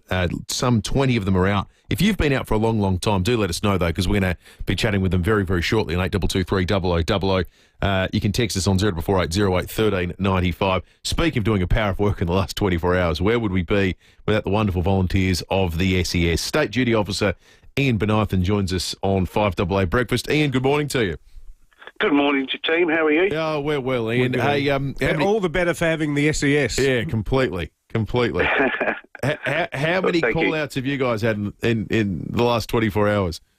Yeah, so with this event which started yesterday morning, we've had over 460 calls for assistance. Our volunteers, along with the Country Fire Service and Metropolitan Metropolitan Fire Service have got that down to 22 outstanding calls that we'll be attending. Yeah, we had a bit of an upflow just this morning, just late from about 6:30, and I'm guessing that's for people that have been waking up and finding a brunch down in their yard. Is there a figure on how many trees have been down? How many tree-related incidents you've had, Ian? Because coming into town this morning, it felt like there'd be a lot. Yeah, so of the 460 calls for assistance, 3/4 of those have been tree-related, so either a tree's uprooted or branches have come down, yeah. What was have you got a gauge on sort of the most serious or biggest incident that you had to deal with? So we had one at Morphettville overnight where a tree has dropped its large amount of branches on a car and on a house, and unfortunately those people have had to be relocated. So, yeah, that was probably the biggest one we've had. Lots of branches down across roads, obviously, and then, structural damage, which includes fences and roof tiles. Yeah, as we're talking, we're just getting some photographs through. It looks like some big gum trees at Sacred Heart Oval on Brighton Road. There's a whole bunch of trees there where big branches have fallen. So it looks like it's right across the metropolitan area, doesn't it, Ian? Yes, it does. So over half of these calls for assistance have been in the southern suburbs. Yeah, right. We've had, just over 100 of those in the northern suburbs. Hills Fluorio had almost 50 calls for assistance, and then the York Peninsula had about 40 as well. So, yeah, it's fairly widespread, but the Adelaide suburbs were hit the hardest. Do you guys have any role to play with jetties? Because we've had some pictures sent through of the Port Noarlunga jetty, or is that a Dipty thing? Yeah, so other than staying away from the jetties, no, we don't have anything to do with those. Yeah, no. right. But the footage just coming through on the television have been, amazing, with the height of the tides and unfortunately those coastal areas being inundated with some flooding as well from the high tides and the rains. Just added to everything with the wind. I'm guessing it was all hands on deck yesterday. How many volunteers did you have out there over the course of the day? I don't have an exact figure, but every single unit that we've had in the Adelaide Metro, the Hills Fluoro, York Peninsula, and down the southeast were all involved with call-outs, either in their own patch or helping out in neighbouring patches. Most of our volunteers got some rest overnight, but we certainly did have, quite a few crews out attending those calls for assistance. Well, hopefully you get some more rest from here on out. Ian, once today's all taken care of, again, on behalf of all South Australians, thank you so much for the work that you guys do. It's just extraordinary. Appreciate your time. Thank you. State Duty Officer at the SES, Ian Benithan. 462 times people picked up the phone over the last 24 hours and said, I need help. And these guys, the volunteers, they're not getting paid, went out in the storm and cut trees back and towed them away and did extraordinary work. They are just wonderful. A lot of texts from people asking about the algal bloom and what the storm yesterday might have done. Now, we're going to check in with Paul McShane again over the course of the program this morning, who's a marine biologist. He was on with Graham Goodings yesterday and was asked about, ahead of the storm reaching its crescendo, well, what that might look like. And his answer is interesting. The bloom's influenced by water movement. Water movement's pretty low in the Gulf, but it's influenced primarily by tides, and those tides can spread the bloom. It's in the interest of the algal, which grows very rapidly, so it needs to spread to new areas in order to source new nutrients to grow. So this particular species, blooms can persist for a very long time. Yeah, what we're seeing, it is persisting for a long time. Was yesterday's waves and disruption and so forth enough to break it up? We might call Paul and just get his sense about that before 9 o'clock today. Big story in the world of health that transpired while everyone else was plugging leaks. HealthScope, a big private health company in Australia, but locally runs Ashford, Flinders Private, Memorial and the Griffith Rehab Centre, is officially in receivership. It has debts of more than $1.4 billion. They have 37 hospitals nationally. This is a big story. This is a big group that runs a lot of healthcare in Australia. The Chief Executive of Healthscope, Tino Laspina, says despite the company going to receivership, there won't be disruption to patients. And for this week, we've got 8,700 patients coming to our facilities, and for them, you can expect to receive the same fantastic care from dedicated professionals, nurses, doctors and support staff that you would any other day of the week. So no redundancies as well, they've said. McGrath Nickel are running the receivership process. Commonwealth Bank have injected $100 million to support operations during the sale process. Here's the Federal Health Minister, Mark Butler. We've been meeting as the government with Healthscope now for some considerable time as speculation about this decision really been spreading through the community, and made very clear our expectations that the interests of patients and hard-working staff will be the highest priority through this process once it eventuated. When this story broke yesterday, we checked in with the office of Chris Picton, the Health Minister, and they provided us an SA Health statement saying that the SA Health is in communication with the Adelaide Community Healthcare Alliance Incorporated, ACHA, and they have confirmed there is no impact on the provision of services in South Australia. We also checked with the HSU, the Health Services Union, and they also said their understanding is that it's business as usual for now. They think that what's going to happen is that Healthscope is either going to sell its assets as a whole or break them up into smaller entities and sell them individually. And there are some rumours about the future viability of Griffith down the track. But Ashford and Flinders sound fine. What's the state of private health in Australia at the moment? Premiums and insurance are going through the roof, yet we have Western Hospital, and obviously some of these things are localised business decisions have driven the fact that the business component no longer makes enough money to survive. But this is 37 hospitals this group runs.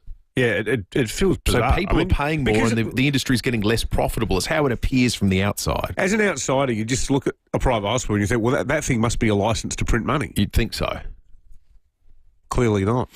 The most disturbing story around the world this morning comes to us from Liverpool in the UK, where the parade for the triumph at Liverpool Football Club, who won the Premier League this year, was marred by what looks like a deliberate attack with a motor vehicle. Andrew Huff, of course, who writes at The Advertiser, is on a secondment to the Times in the UK. Today was his first day, and we chatted to him about what transpired there.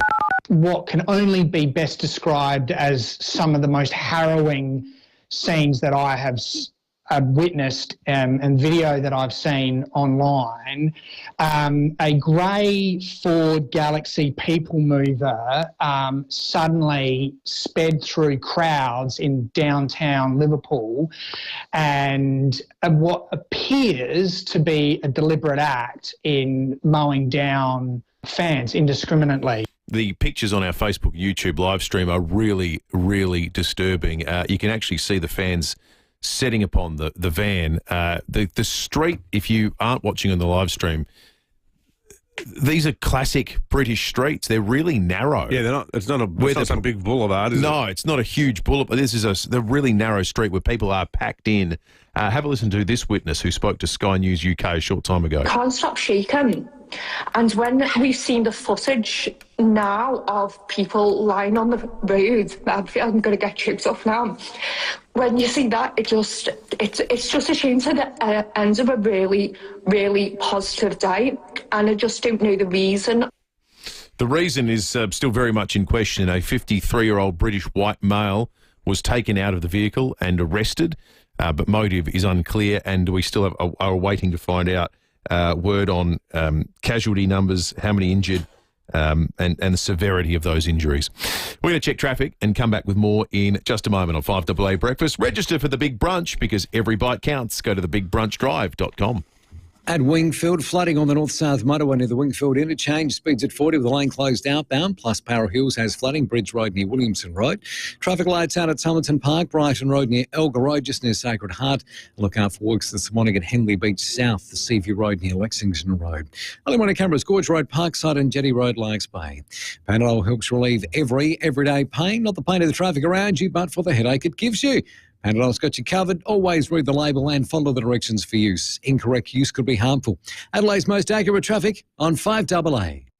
5AA Mornings with Graham Goodings. Kim, what is happening to the power in this nation is absolutely gobsmackingly, crazily stupid. And the more we're told that renewables are the answer, the more our bills go up. The more renewables they put in, the more power bills go up. Graham Goodings. We have the dearest power in the nation and some of the dearest power in the world, and we're closer to being 100% renewable than anybody. Exactly. Tell me it's a good thing. Weekday mornings from 9 on 5AA. Always Adelaide. Make your next business or social event unforgettable at the newly upgraded Spheris. Have your next meeting, private or corporate functions in one of 5 unique spaces, featuring natural light, parkland views and in-house AV for a seamless experience.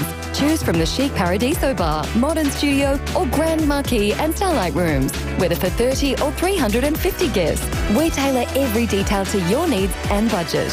And enjoy complimentary parking and luxury spa accommodation. Find out more at spheris.com. There was this huge spider. Really silly place for a letterbox. Seriously, there were cows all over the road. At FIVEAA Panel Services, we've heard it all. But the one thing we hear often is, when will my car be ready? In most cases, we can start work straight away, thanks to our state-of-the-art workshop and highly skilled team. Ask your insurance company for FIVEAA Panel Services. With over 45 years' experience, we'll get you back on the road sooner. FIVEAApanel.com.au. 50 scorching summers, 50 freezing winters, and only one Morford Air helped us through it all. Adelaide's own homegrown family air conditioning company, Morford Air, has kept South Australians cool and warm for over 50 years. That's half a century of comfort. So when it's too hot or cold to bear, reach for the Morford Air. morfordair.com.au. Morford. It's time to win big with the Hospital Research Foundation Home Lottery. Check out the new $3.3 million grand prize right now at homelottery.com.au. This one ticks all the boxes. Imagine the mortgage-free life in a fully furnished Scott Salisbury home with 4 bedrooms, 2 living rooms, a swimming pool and $250,000 included. Buy your tickets before the early bird deadline for the chance to win $1 million cash. Is it your turn to win? Tickets selling now at homelottery.com.au. Get your tickets and learn more about the new home at homelottery.com.au. Life-changing prizes, life-changing impact. All right, that'll be absolutely diddly squat. Buy any vehicle from Suzuki in the city before June 30 and you could win an entire year of groceries from Foodland. T's and C's apply. Licence number T25707. Driven by Australian Motors. Rosanna Mangiarelli here from 7 News. Join me and Will Goodings for Adelaide's leading news hour, 7 News, tonight at 6 o'clock. Hyundai Prius is on now. Jump into the Tucson from $39,990 drive away. Visit Hyundai.com.au. David Penberthy and Will Goodings. 5AA Breakfast.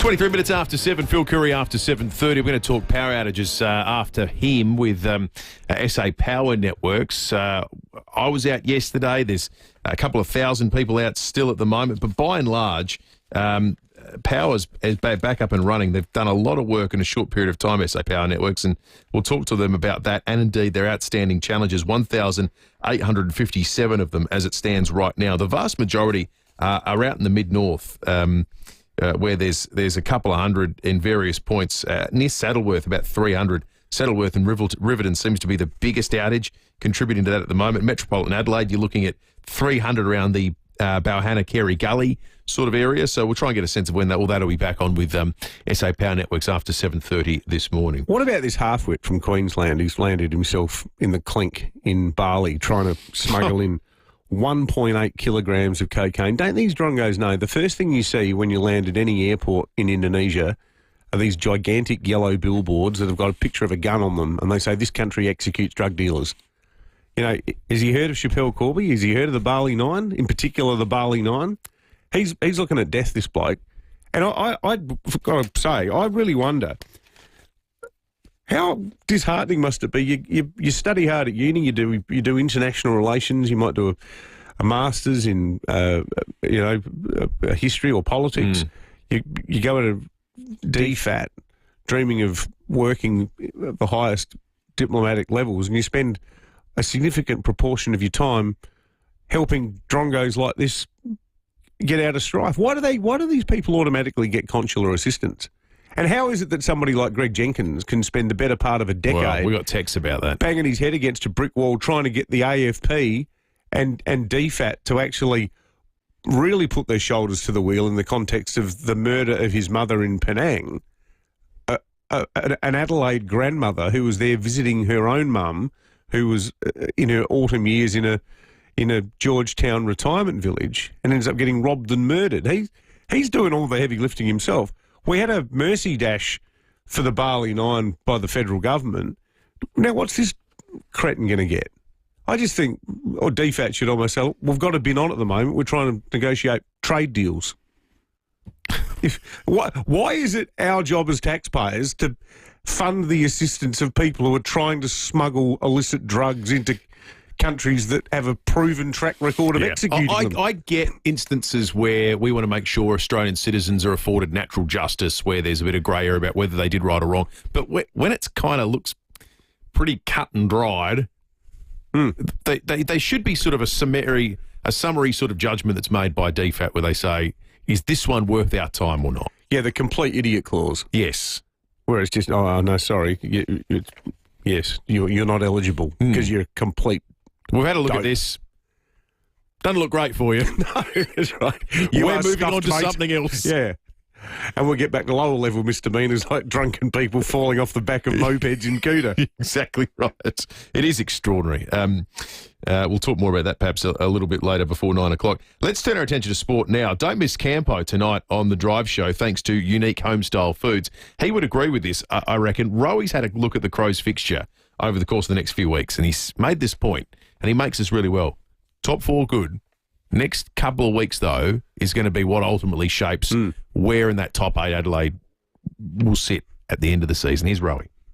11 games is a fair sample size. Now, the way I'm going to temper this is, Timmy, I think this game will stand up in finals pressure. They've still got to get there. This next 3 weeks is massive for me. Sydney, and they stink. Brisbane at home, Friday night. Big game. Big game. They're sitting up near top 2. And then they got Hawks in Tassie. Now, what did I say after about round 4? I said if they could be 9 and 6, mate, there's party poppers. Lit off. I could pretty much explode big time. Rowie has worked this analogy about the saucepan on the burner beyond its natural life. It's been bubbling. It's been simmering. Sometimes the burner's on. Sometimes it's off. There has never been a more elaborate extension of the, the lid's metaphor. On or off. It is the world's longest metaphor, but he's going to work with it. I think we're at the point that the lid's on at the moment, but I imagine the heat will get cranked up over the next few weeks. It'll be a big one for the club. There's no doubt about that. Some real challenges ahead. Got to get some away form happening as well. Yeah, well, that's it. And you look at the teams that the Crows have lost to. Was it Geelong? 11 games is a fair sample size. Now, sorry, Rob. We need to start beating sides in the top 8. I know we beat GWS, that was good. But yeah, the next the Brisbane game is massive, and the Swans game should be a gimme at the moment on form. Yeah, they look horrendous. Good place to start, the SCG, to start winning away from home, I reckon. At the moment. 29 minutes after 7, 5AA News is coming up. Phil Curry, SA Power Networks, and more in the next half hour. Unpack the wonder of a remarkable archaeological discovery. The treasures of the Viking Age at the South Australian Museum. See gold, silver, and unique heirlooms from the astonishing Galloway Hoard. On now until the 27th of July. Book now at samuseum.sa.gov.au. For those whose pool is the main feature of their yard, Walco offer a special mesh cover to keep debris and leaves out, while making your pool area look stunning all through winter. Join the great cover-up and ask Walco about their stylish new mesh pool covers. Walco.com.au. Living with diabetes? Ditch finger pricks with Freestyle Libre. Freestyle Libre is a small wearable sensor that monitors your glucose levels and trends and sends them straight to your phone. Instant, up-to-date feedback. No finger pricks. How good is that? And you can trial Freestyle Libre for only $15. Just head to freestylelibre.com.au to find out how. T's and C's apply. Follow directions for use. Read warnings before purchase. Free yourself from finger pricks with Freestyle Libre. Fusion and Clinical Research are looking for people to participate in a study aimed at uncovering and reducing mental decline. The trial results will be used to drive the development of new treatments. People aged between the ages of 55 and 80 are invited to take part and will receive compensation for their time. If you're interested, find out more and check your eligibility by contacting Fusion at fusiontrials.com.au or by calling 08 7077 6996. Great food, great people. That's the team at Meals on Wheels SA. They believe there should be a magic moment in everyone's day, and food fills the belly while it nurtures the soul. The Big Brunch Drive gives you and your family a chance to help Meals on Wheels SA provide meals and social connection to older Australians. And it's also heaps of fun. Register at thebigbrunchdrive.com and download your toolkit today. The Big Brunch for Meals on Wheels SA. Every bite counts.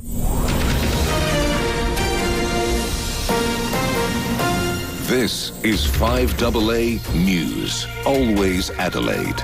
A shower or two on 18 today with the 7:30 news. Good morning, I'm Matthew Pantelis. For the best price, quality and same-day service, trust Complete Windscreens. RAA approved, Main North Road, Prospect. The State Emergency Service has had over 460 calls for help since the arrival of the storm yesterday morning. 3/4 of those have been related to trees and branches down. Over 200 were from the southern suburbs, 100 for help in the north. 50 calls came from the Adelaide Hills and the Fleurieu region, a similar number from the York Peninsula. Ian Benythan from the SES says the most serious incident was at Morfettville. Overnight, where a tree has dropped its branches, large amount of branches on a car and on a house, and unfortunately those people have had to be relocated. That was probably the biggest one we've had. Lots of branches down across roads, obviously, and then, structural damage, which includes fences and roof tiles. 1,800 properties remain without power in 21 separate blackouts. Senior Constable Liam Bennett says traffic lights are out and there's water across the road in some areas. So we're just asking that if people are out driving around this morning, please exercise caution as the roads may be unsafe. Make sure your headlights are on, drive to the conditions, take it easy. We just want to make sure that everyone gets to their destination safely. One man is in custody after a car ploughed into huge crowds celebrating Liverpool's English Premier League title. Prime Minister Keir Starmer says the scenes are appalling and thanks emergency services for a swift response. Police didn't say whether the 53-year-old British man is the suspected driver and are warning people not to speculate on the circumstances surrounding the incident. UK commentator Piers Morgan telling Today it was a confronting scene. But it certainly looks from the footage that I've seen that this is a deliberate act. This big people carrier van drives into some fans and then accelerates into others and seems to be deliberately running people over. But it is, it's absolutely appalling. China is now the leading debt collector of the developing world. In 54 of 120 developing countries, debt service payments exceed the combined repayment zone to a block of major Western lenders. Lowy Institute researcher Riley Duke says China's lending position is rapidly shifting. In 2012, China was a net drain on the finances of only 18 countries, and in 2023 there was 60. So that means there's 60 countries where their primary form of engagement with China is repaying loans, and there's not new money coming in the door. Farmers in Coffs Harbour are warning about a shortage of blueberries around the country this winter due to 3 months of wet weather. 80% of crops in the region are grown outdoors, making the plant prone to fungal issues. Lower volumes are expected on supermarket shelves between July and September. An interactive map has been developed to help people learn more about the perception of drugs and alcohol in various regions. Data from the National Drug Strategy Household Survey has helped develop the tool. Alcohol and Drug Foundation Head of Evidence Craig Martin says it will help monitor various trends. The AIHW tool allows valuable local level insights. So it's not just looking at the national level or the international level, but people can actually understand what's happening in their immediate local community. Now turning to 5AA Sport.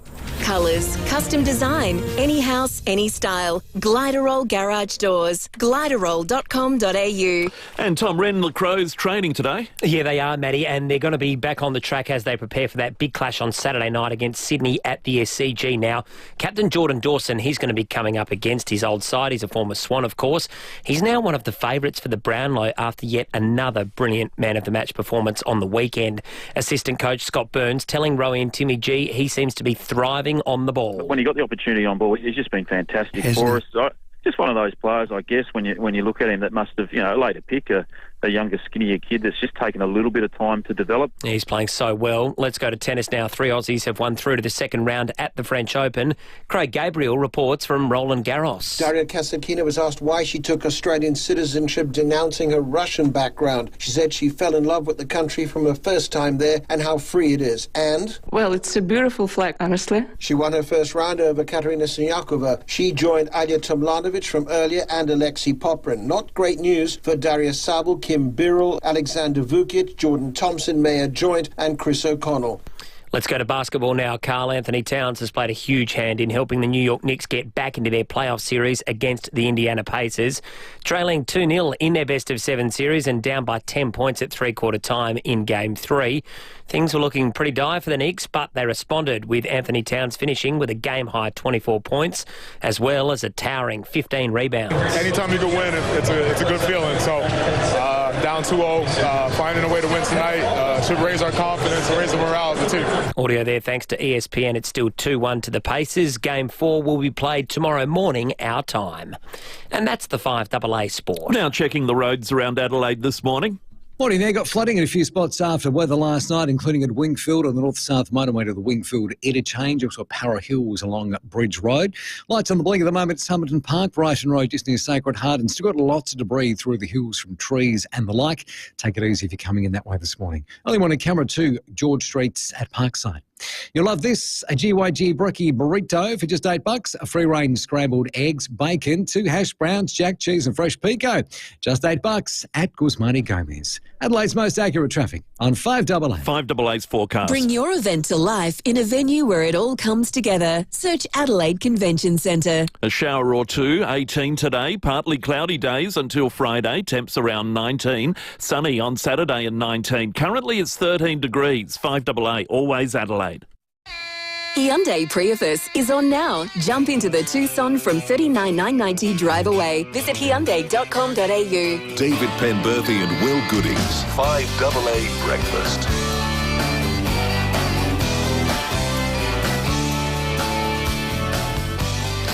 22 minutes to 8, 1,857 premises still without power. 1,877 has just jumped up in South Australia at the moment. We're going to speak with SA Power Networks very shortly. That number is significantly smaller than it was, I reckon around the evening yesterday. They've done a good job getting things back on track, but we'll check in on, get some updates on some of the other issues very, very shortly. Also, we're going to trial by jury coming up. And in about an hour's time, just over a week out from the South Australian State Budget, the Treasurer, Stephen Mulligan, will join us on 5AA Breakfast. You're already starting to see the good news stories, the little tidbits. I think yesterday we had an education announcement that the Treasurer was at with the Premier and Education Minister. Little spends coming out every day. So we'll talk to him about that in the lead up to next week. Let's head to Canberra, though, now. Phil Curry from the Australian Financial Review joins us. Morning to you, Phil. Morning, Will. So, Phil, how's all this coalition stuff going to play out? Are they going to tie it all up soon? Yeah. On? Oh, isn't it just? We'll be piecing our time. They've agreed, the 4 policy issues that caused the Nats to sort of storm out last week and say, we can never be apart, never be together again. That's all sorted now. So the Liberals came back and said, look, we'll give you in principle support, and they watered the nuclear power down to virtually a nothing policy now. So remember, Peter Dutton was going to build 7 nuclear power stations. The policy now is if and when the coalition ever gets re-elected, that they would lift the moratorium on nuclear power and that'd be it. So that's basically dead as an idea because it will never get built. But so they've patched up on that. So all they've got to do now is announce the front bench, Dave, and there's so few of them. Probably everyone gets a job pretty much. You've written about a couple that won't, and a couple of high-profile nationals in Barnaby Joyce and Malcolm McCormack. Yeah, well, that's interesting. They were 2 former leaders arch enemies. Remember, Barnaby knocked off McCormack for the leadership in 2021, but they were amongst a handful of Nats who opposed last week's madness and said not a good idea to split the coalition, and then set about trying to fix it, and then after it was sort of pretty fixed, then set about undermining Little Proud's leadership. So from what I understand, when I wrote it yesterday, the old AAP maxim, it was right when I wrote it, they weren't going to get a gig on the front bench because the Little Proud nominates which one of his people, which 6 or 8 of his people who are entitled to a front bench spot get a front bench spot, and those 2 weren't on the list last night. It'll rattle on for a while inside the Nationals. I think it's some pretty serious internal damage has been done. Meanwhile, Phil, we've seen the pretty bleak news from AEMO, the energy regulator, talking about massive power increases across Australia, particularly, New South Wales is massive, 9%, a 9% increase in the biggest, most populous state, rather, in Australia. And then here in SA, power bills going up 3%. The old $275 off your power bill, that sort of vanished without trace, didn't it? Oh, that was dead about 5 minutes after they announced it, I think, Dave, about 3 years ago. And I think we've got to get used now to this new political landscape we're in, because we've been obviously focusing on the results of the election for the last few weeks, and Labor is in power for a pretty long time, you would suspect. But all the problems that existed before the election are still there. Yeah. And whether it's the environment or power prices or everything else. Housing, yeah, and none of them have got any better. They've all got worse in the last 8 weeks since before the election campaign. So it'll be interesting to see how the government goes. And whether they still have a sense of urgency about things. But, just as it was impossible to fix power prices before the election, they're still heading on the same path. So, if you look in 2028, when we go to the next election, the coalition's only on 43 seats. So I can't see a circumstance in which they can get to a majority that's 30-something seats. So effectively, the next election is about whether Labor stays a majority or falls back into minority. And all these things, I just wonder whether people are going to be less forgiving now, or when sort of the warm glow of the election has passed, and whether they're going to hook right in. They've got to be a bit careful, I think, the government, the next few months about, they could lose a lot of popularity if suddenly people wake up and remember why they were angry. Yeah. But can I ask you, mate? I mean, you've been in the press gallery for 3 decades almost. Founding father, mate. That's right. You're like the Edmund Barton of the gallery. But I can't remember a time in federal politics when the opposition was so weak and the government looked like it could end up having less scrutiny. Like, it's always been much, much closer than this since going back to when you started just before the GST election in 1998. And probably. Yeah, you go. Sorry. No. I was just going to say, what's your take on that? I think probably the closest parallel was 96, after John Howard, demolished Paul Keating, and that 96 election picked up 29 seats and was somewhere in the 90s. But the opposition was still a lot closer. They were still winnable. If you remember, in 1998, Beazley almost won that election. He came within 5 seats and got a higher 2-party vote. That's the only sort of comparison to now. But even so, as I said, the opposition has got so few seats. We've never seen this before. I'm not that old, but people are saying it's more like 1943 when the United Australia Party got destroyed by John Curtin, and then again and then Menzies had to sort of say, well, that's no good. That party doesn't really work anymore. So he went and formed the Liberal Party, and they rebuilt their stocks. And it's really more like that, because even though we've got peace within the coalition, the rat bags are still being rat bags. Matt Canavan's out there again yesterday saying, he's the one who had a lot to do with this split. We still got to get rid of net zero by 2050, and a lot of the Liberals are sick. Had enough of the Nats, and when they had their big meeting last week, they said, well, we'll give them all this stuff, but we're not going to give them net zero. So, it's only a very sort of temporary truce inside the coalition. So they're not only weakened in terms of numbers, they don't even know what they stand for anymore as a collective. And Albanese could, he's not silly. He knows he's got this huge majority and no opposition, and he knows you can throw that away quickly. But it really is. I think you're right, Dave. It's very difficult to see this government feeling any pressure from the opposition anytime soon. Yeah, well, they say you get the best government when you get good opposition. Well, that's the danger. Yeah, you look at Victoria. That's what happens when you don't have a good opposition. Oh, right? Totally. You've probably got the worst government, ever, running that place at the moment, and into the ground. And they're still fixated about bankrupting, John Pizzuto over there over some culture war. It's an absolute shambles, and that's what happens. Meanwhile, the key question is how many genders are there? Yeah, 100%, yeah. That's right. That's what people wake up, not the kid in the shopping centre with a machete. Yeah, exactly. Good on you, mate. Phil Curry, the national political editor of the Fin Review. We're getting some reports through of a tram that's broken down in Victoria Square. The flow-on effects are bigger than just those people on that tram being inconvenienced, because all trams are stopped from Greenhill Road city-bound. So they're not allowing trams in because of that one. Trams are working between Glenelg and Greenhill Road, but once you get to Greenhill Road, you won't be able to get a tram at the moment. A few people having to trek to a bus and do all sorts in fairly windy and cool conditions out there at the moment. So if you're planning on getting the tram in from the south, you might want to rethink, at least for now. We're awaiting further updates from the Transport Department on when that one's going to be back up and running. We do have an update from SA Power Network. Cecilia Schultz is on the line. Cecilia, good morning to you. Good morning. So where are we at power outage-wise at the moment? You guys have had a power of work to do over the course of the last 24 hours. Just under 2,000 remaining.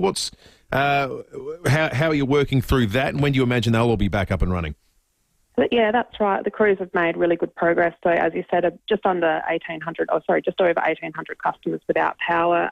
A lot of these customers actually lost supply in the early hours of this morning. So there were some more treacherous winds and some rain overnight, which caused further outages. We've actually had around 55,000 customers in total lose supply at some point since yesterday morning, and so, as I said, the crews have made really good progress. We were prepared with resources for this event, so we've had as many people on deck as we could. The weather is much calmer today, as you'll see, so we're not expecting further damage as part of this event.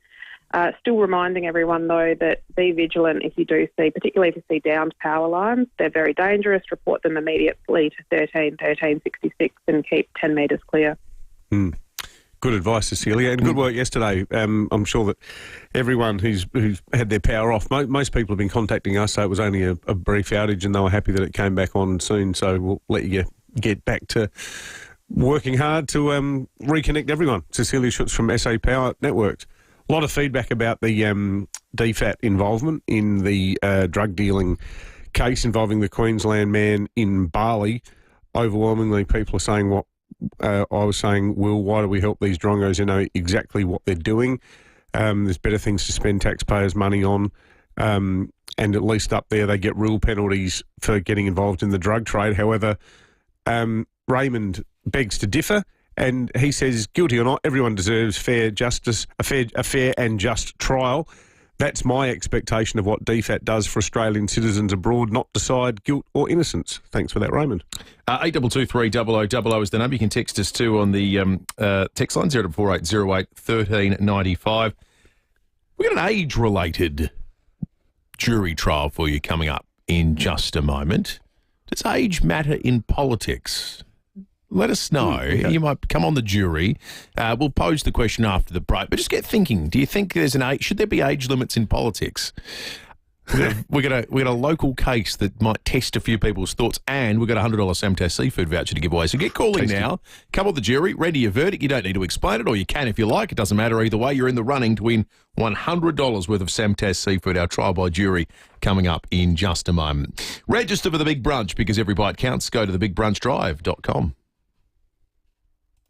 Thanks, Will. At Wingfield, flooding on the north-south motorway to the Wingfield interchange. Speeds at 40, the lane closed outbound, plus flooding at Power Hills on Bridge Road near Williamson Road.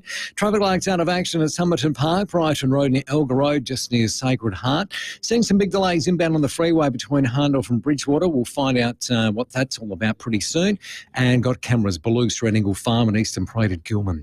Make tough jobs more effortless in the GWM Canon Alpha plug-in hybrid from $60,490 drive away, plus free charge for ABN holders. Terms and conditions apply. Adelaide's most accurate traffic on 5AA. Last month, we serviced around 11,000 vehicles. More than 3,000 Toyotas, Camrys, Corollas, Land Cruisers, 2,000 Mitsubishis, Tritons, Outlanders, Pajeros, over 500 VWs. That's right, over 11,000 people trusted us with their pride and joy. Automasters, isn't it time for you to switch and save? Call 1300 Automasters or book online. All centres offer repair now now pay later options. So switch and save with Automasters. Great service guaranteed.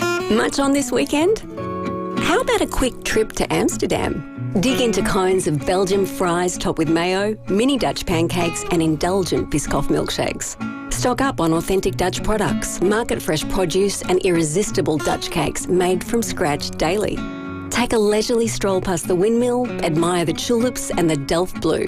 Visit Amsterdam this weekend at the Dutch Pantry. OG Road Clemzig, open 7 days.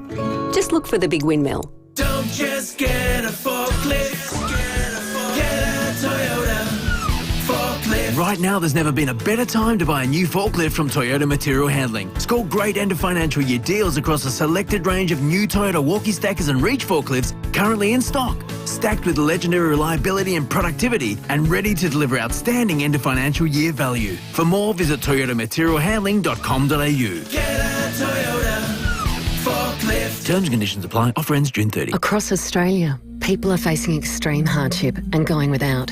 But you can help. Your donation to the Salvation Army Red Shield Appeal helps provide food, support and shelter. Search the Salvation Army and please donate today.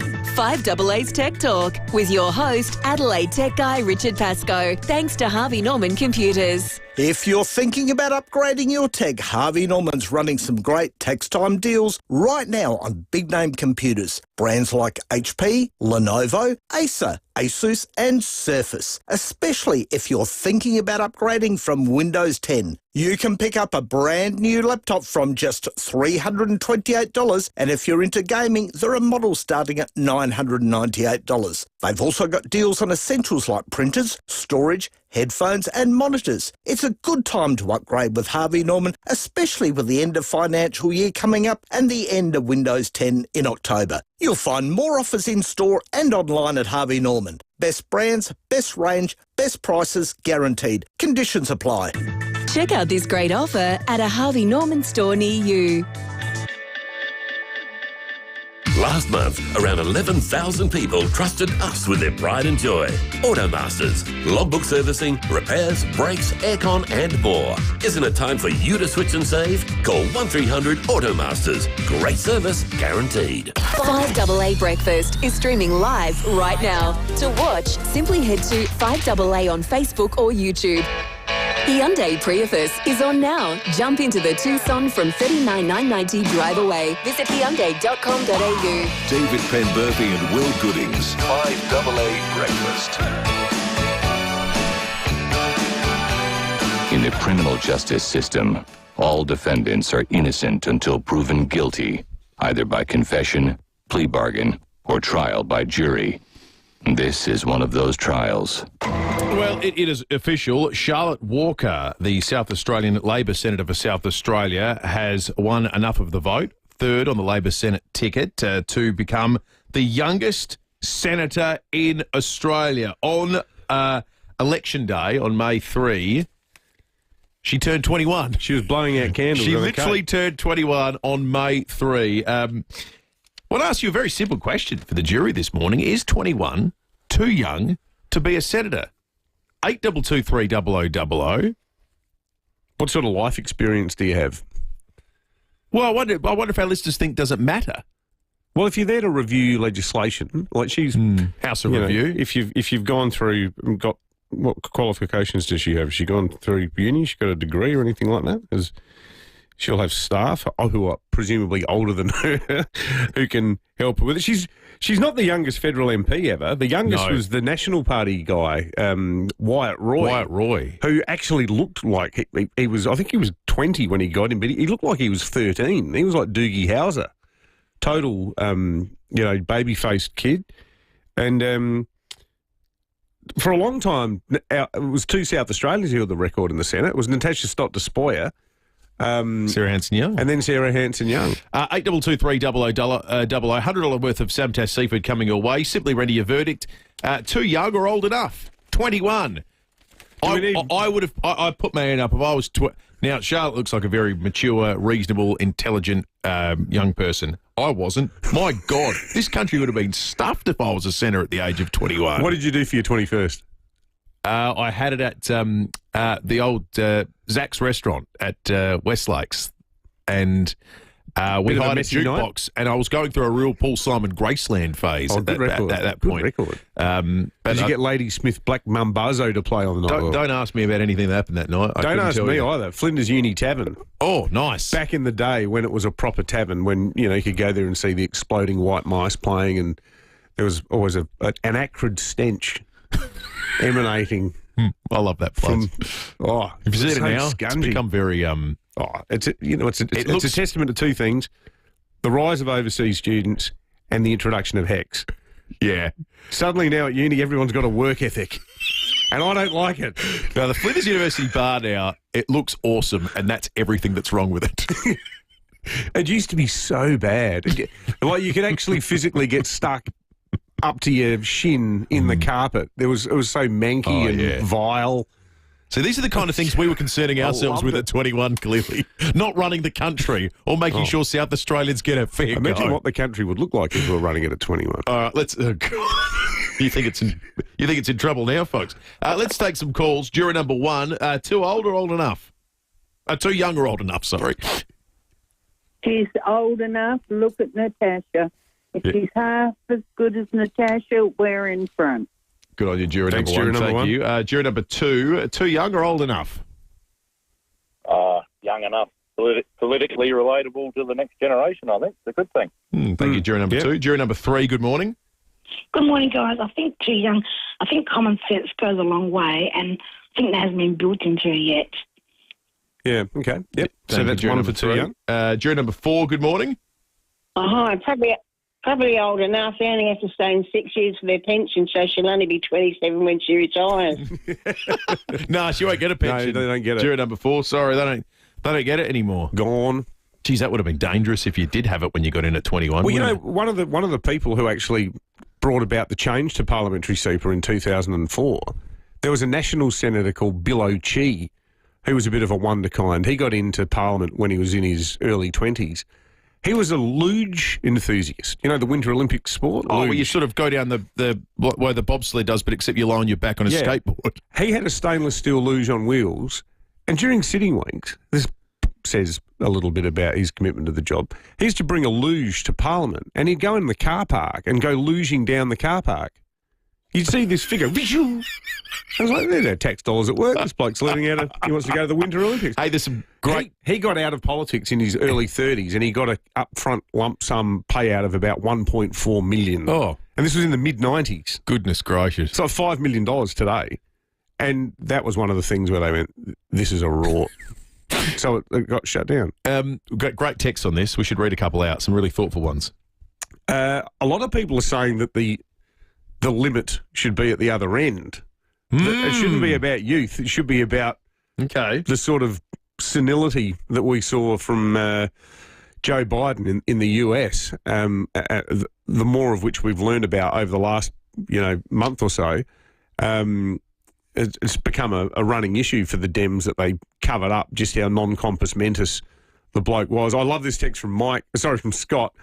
When you've got a drunk Barnaby Joyce lying on the footpath screaming into a phone as an MP, I think that maybe she does deserve a place. Yep. One here, I reckon 21 years of age is okay to be a senator. It's good to have a mix of younger and older senators.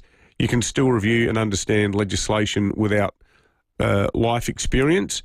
One here, old enough to vote, then old enough to be in politics. Otherwise, raise the voting age to 30. One here, her age is irrelevant. If you're a member of caucus, independent thought is irrelevant. You vote as a block, and if you deviate, you're expelled. And Ian in Morphevale making the point that I just did. He says both Biden and Trump proved the wisdom of limitation. Thank you for that, Ian. Yeah. Who gets the Samtas seafood voucher? Let's give it to juror number one. Juror number one, you got $100 worth of Samtas seafood coming your way for being part of our jury this morning. We're going to take a break. Breaking 8 is not too far away, and then the treasurer of South Australia, Stephen Mulligan, after 8:30. Make your next business or social event unforgettable at the newly upgraded Spheres. Have your next meeting, private or corporate functions in one of 5 unique spaces. featuring natural light, parkland views and in-house AV for a seamless experience. Choose from the chic Paradiso Bar, modern studio or grand marquee and starlight rooms, whether for 30 or 350 guests. We tailor every detail to your needs and budget. And enjoy complimentary parking and luxury spa accommodation. Find out more at spheris.com. Hi, Brett Ibbott here for Mawson Lakes Mazda. It's always a good idea to buy a Mazda, and now it's even better when you unlock end of financial year deals early. All makes, models and colours plus low-K demos are being cleared with immediate delivery. You'll also get free on-roads, free stamp duty, free 12 months retro and $500 worth of accessories. No gimmicks, just great deals. Get your end of financial year Mazda early at Mawson Lakes Mazda, Salisbury Highway. T's and C's apply. Life-changing impact. That's the Hospital Research Foundation Home Lottery. Whether it's funding life-changing medical research for South Australians or winning the big one, the impact is life-changing. You have a 1 in 15 chance of winning, and it could be the $3 million Scott Salisbury Grand Prize Home. With over 11,000 prizes, you really do have a shot at this. Get your tickets now. homelottery.com.au. Licence M14727. Local news and information first. This is 5AA News. Always Adelaide. A shower or two, 18 today with the 8 o'clock news. Good morning, I'm Matthew Pantelis. Shift windscreen. RAA approved repairer Complete Windscreens repairs it from just $99. Find the big red koala. Some transport news first. Disruption on the tram line this morning. A tram broken down in Victoria Square. Inbound trams stopping at South Terrace for the time being. The weather conditions may have eased, but there's still a lot of damage from yesterday's storms. Trees are down, roads are flooded, planks ripped off jetties, and the light's still out for some 1,800 properties. Cecilia Schultz from the SA Power Networks says crews are working hard to restore power to those blacked out. A lot of these customers actually lost supply in the early hours of this morning, so there were some more treacherous winds and some rain overnight, which caused further outages. We've actually had around 55,000 customers in total lose supply at some point since yesterday morning, and so, as I said, the crews have made really good progress. We were prepared with resources for this event. A truck driver has been stood down pending a company investigation into an incident that occurred near Annandale on the Sturt Highway between Truro and Blanchetown at the height of yesterday's dust storm. Wingfield-based trucking company Collins says it's working to understand what happened and is thankful no one was injured in the accident. It was recorded by another truck driver who'd stopped in the thick dust storm. The vision from 7 News showing a truck appearing from the dust at speed and hitting cars that had stopped because of the near zero visibility conditions. Have a go at it. Collins has just cleaned up. Collins has just cleaned him up.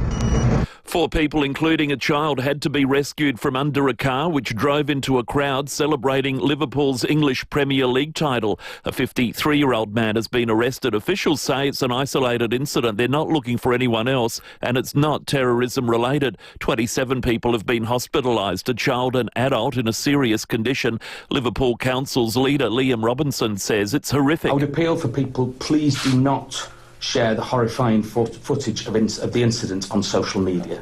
Please, if you have any information, forward it to Merseyside Police to help them with their investigation. Adelaide and Hobart house prices have outgrown other property markets over the last 20 years. Sydney house prices have grown by 171% over the last 20 years compared to an inflation increase of 67% in the same period. For Adelaide, it's over 175. Adelaide and Hobart had the biggest increases, followed by Sydney and Brisbane, then Melbourne, Canberra, Perth and Darwin. Australian Property Institute CEO John Winter telling Today people have also been heading to the regions. I guess what you're seeing is this drift from people who've traditionally lived in Sydney looking for different locations to live. The COVID period definitely drove some of that, but that elevation has still come through very strongly nonetheless. 1 in 3 Australians with an irregular heartbeat wait to experience 4 or more symptoms before going to a doctor. The condition characterised by irregular and rapid beating of the heart. Heart Support Australia CEO Dr Christian Verdicchio says those over 50 should monitor symptoms. The reason being why we really want to get this early is obviously we want to pick it up and obviously make sure that, if you do have atrial fibrillation, the actual condition is managed.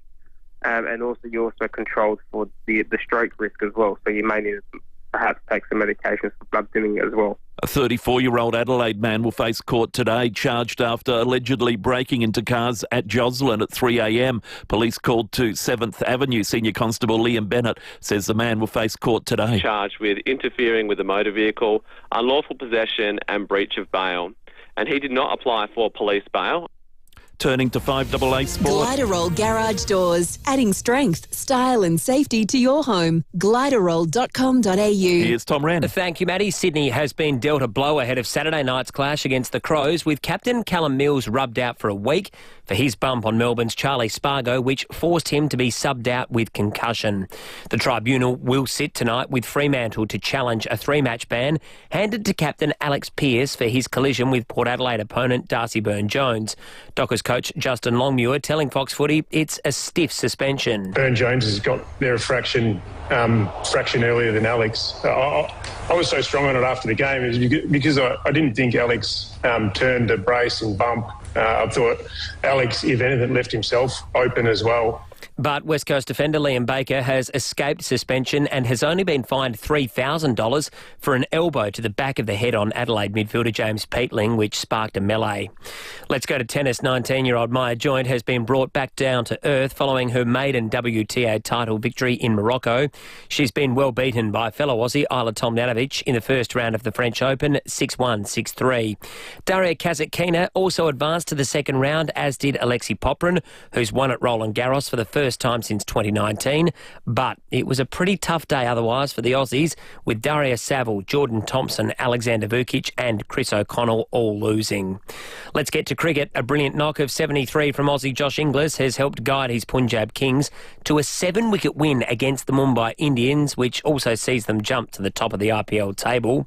And the New York Knicks have breathed life into their best-of-7 playoff series against the Indiana Pacers in the NBA after a 106 to 100 point win that now sees them trailing 2-1. And that's the 5AA Sport.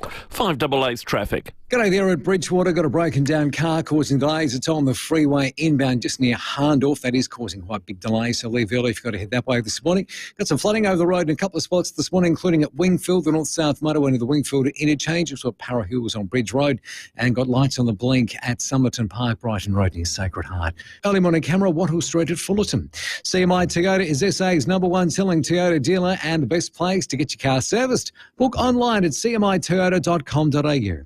Adelaide's most accurate traffic on 5AA. 5AA's forecast. Bring your event to life in a venue where it all comes together. Search Adelaide Convention Centre. A shower or two today. Top of 18. Partly cloudy days then, right through till Friday. Temps around 19. Sunny for Saturday and 19. Currently it is 14. 5AA. Always Adelaide.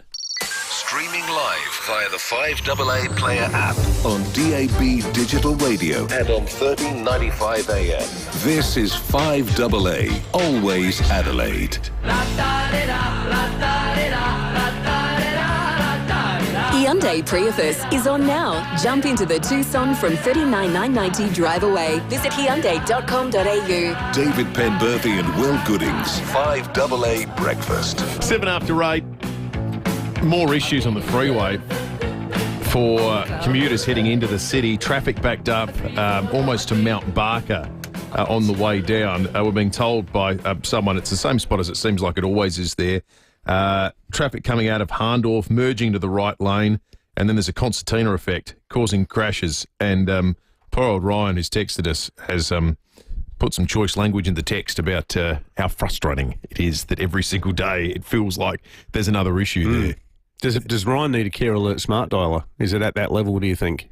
Sounding off. Well, there's a thought. Is he capable of coming on the program and self-censoring? Oh, that's the danger. If somebody wants to come on the program and talk about what they think of the Southeastern Freeway, we'll give them a care alert smart dialer. Yeah, now you're talking. Hey, the other thing that we're giving away at the moment, Adelaide Cabaret tickets. We've got. Have you got a show this year, Will? No, I didn't get asked this year. Not doing torch songs or anything? I think I left my phone off one day, and that must have been when they called. Bit of Bertolt Brecht, wearing your suede smoking jacket. Bit of Brecht, do you think? Bit of Thrupney opera. Can they do much Brecht in the Cabaret Festival? Not enough. There's your answer. Davina and the Vagabonds are part of the Cabaret Festival. The entire festival runs from the 5th of June right through to the 21st at the festival. So you can get tickets at AdelaideCabaretFestival.com.au or stay listening. There's a little bit of razzle-dazzle that we're going to play in the next 15 minutes. Robin Archer used to sing Bertolt Brecht songs. Adelaide's own Robin Archer. Great singer. Well, there you go. Yeah, and there you go. Those words have never been used to describe me. 8223 if you do hear the Adelaide Cabaret Festival. A little razzle-dazzle sound effect, and you could be getting along to see some genuinely talented people do stuff. You moved from the stage to gymnastics. I guess that was the transition, wasn't it? I spread myself too thin. That's right. Well, we're not laughing about this next item because this is something that has been running now in this state for months, and we're effectively revisiting one of our own Breaking at Eights. It started about 6 months ago when we had Rebecca Sharkey join us on behalf of Fleurieu and Hills residents talking about the issue of water carting. Now, for all the hoopla in the city about how nice the rain has been in the last 24 hours, and we're all hoping that the algal bloom dissipates as well, there's a lot of country people who are saying two things. Firstly, the rain has not helped them. Second, they're saying that the dust storm has been a total disaster. But they're also saying that despite the attention that the rural part of South Australia received from the Malinowskis government a few weeks ago with the drought assistance package, they're still having problems getting water.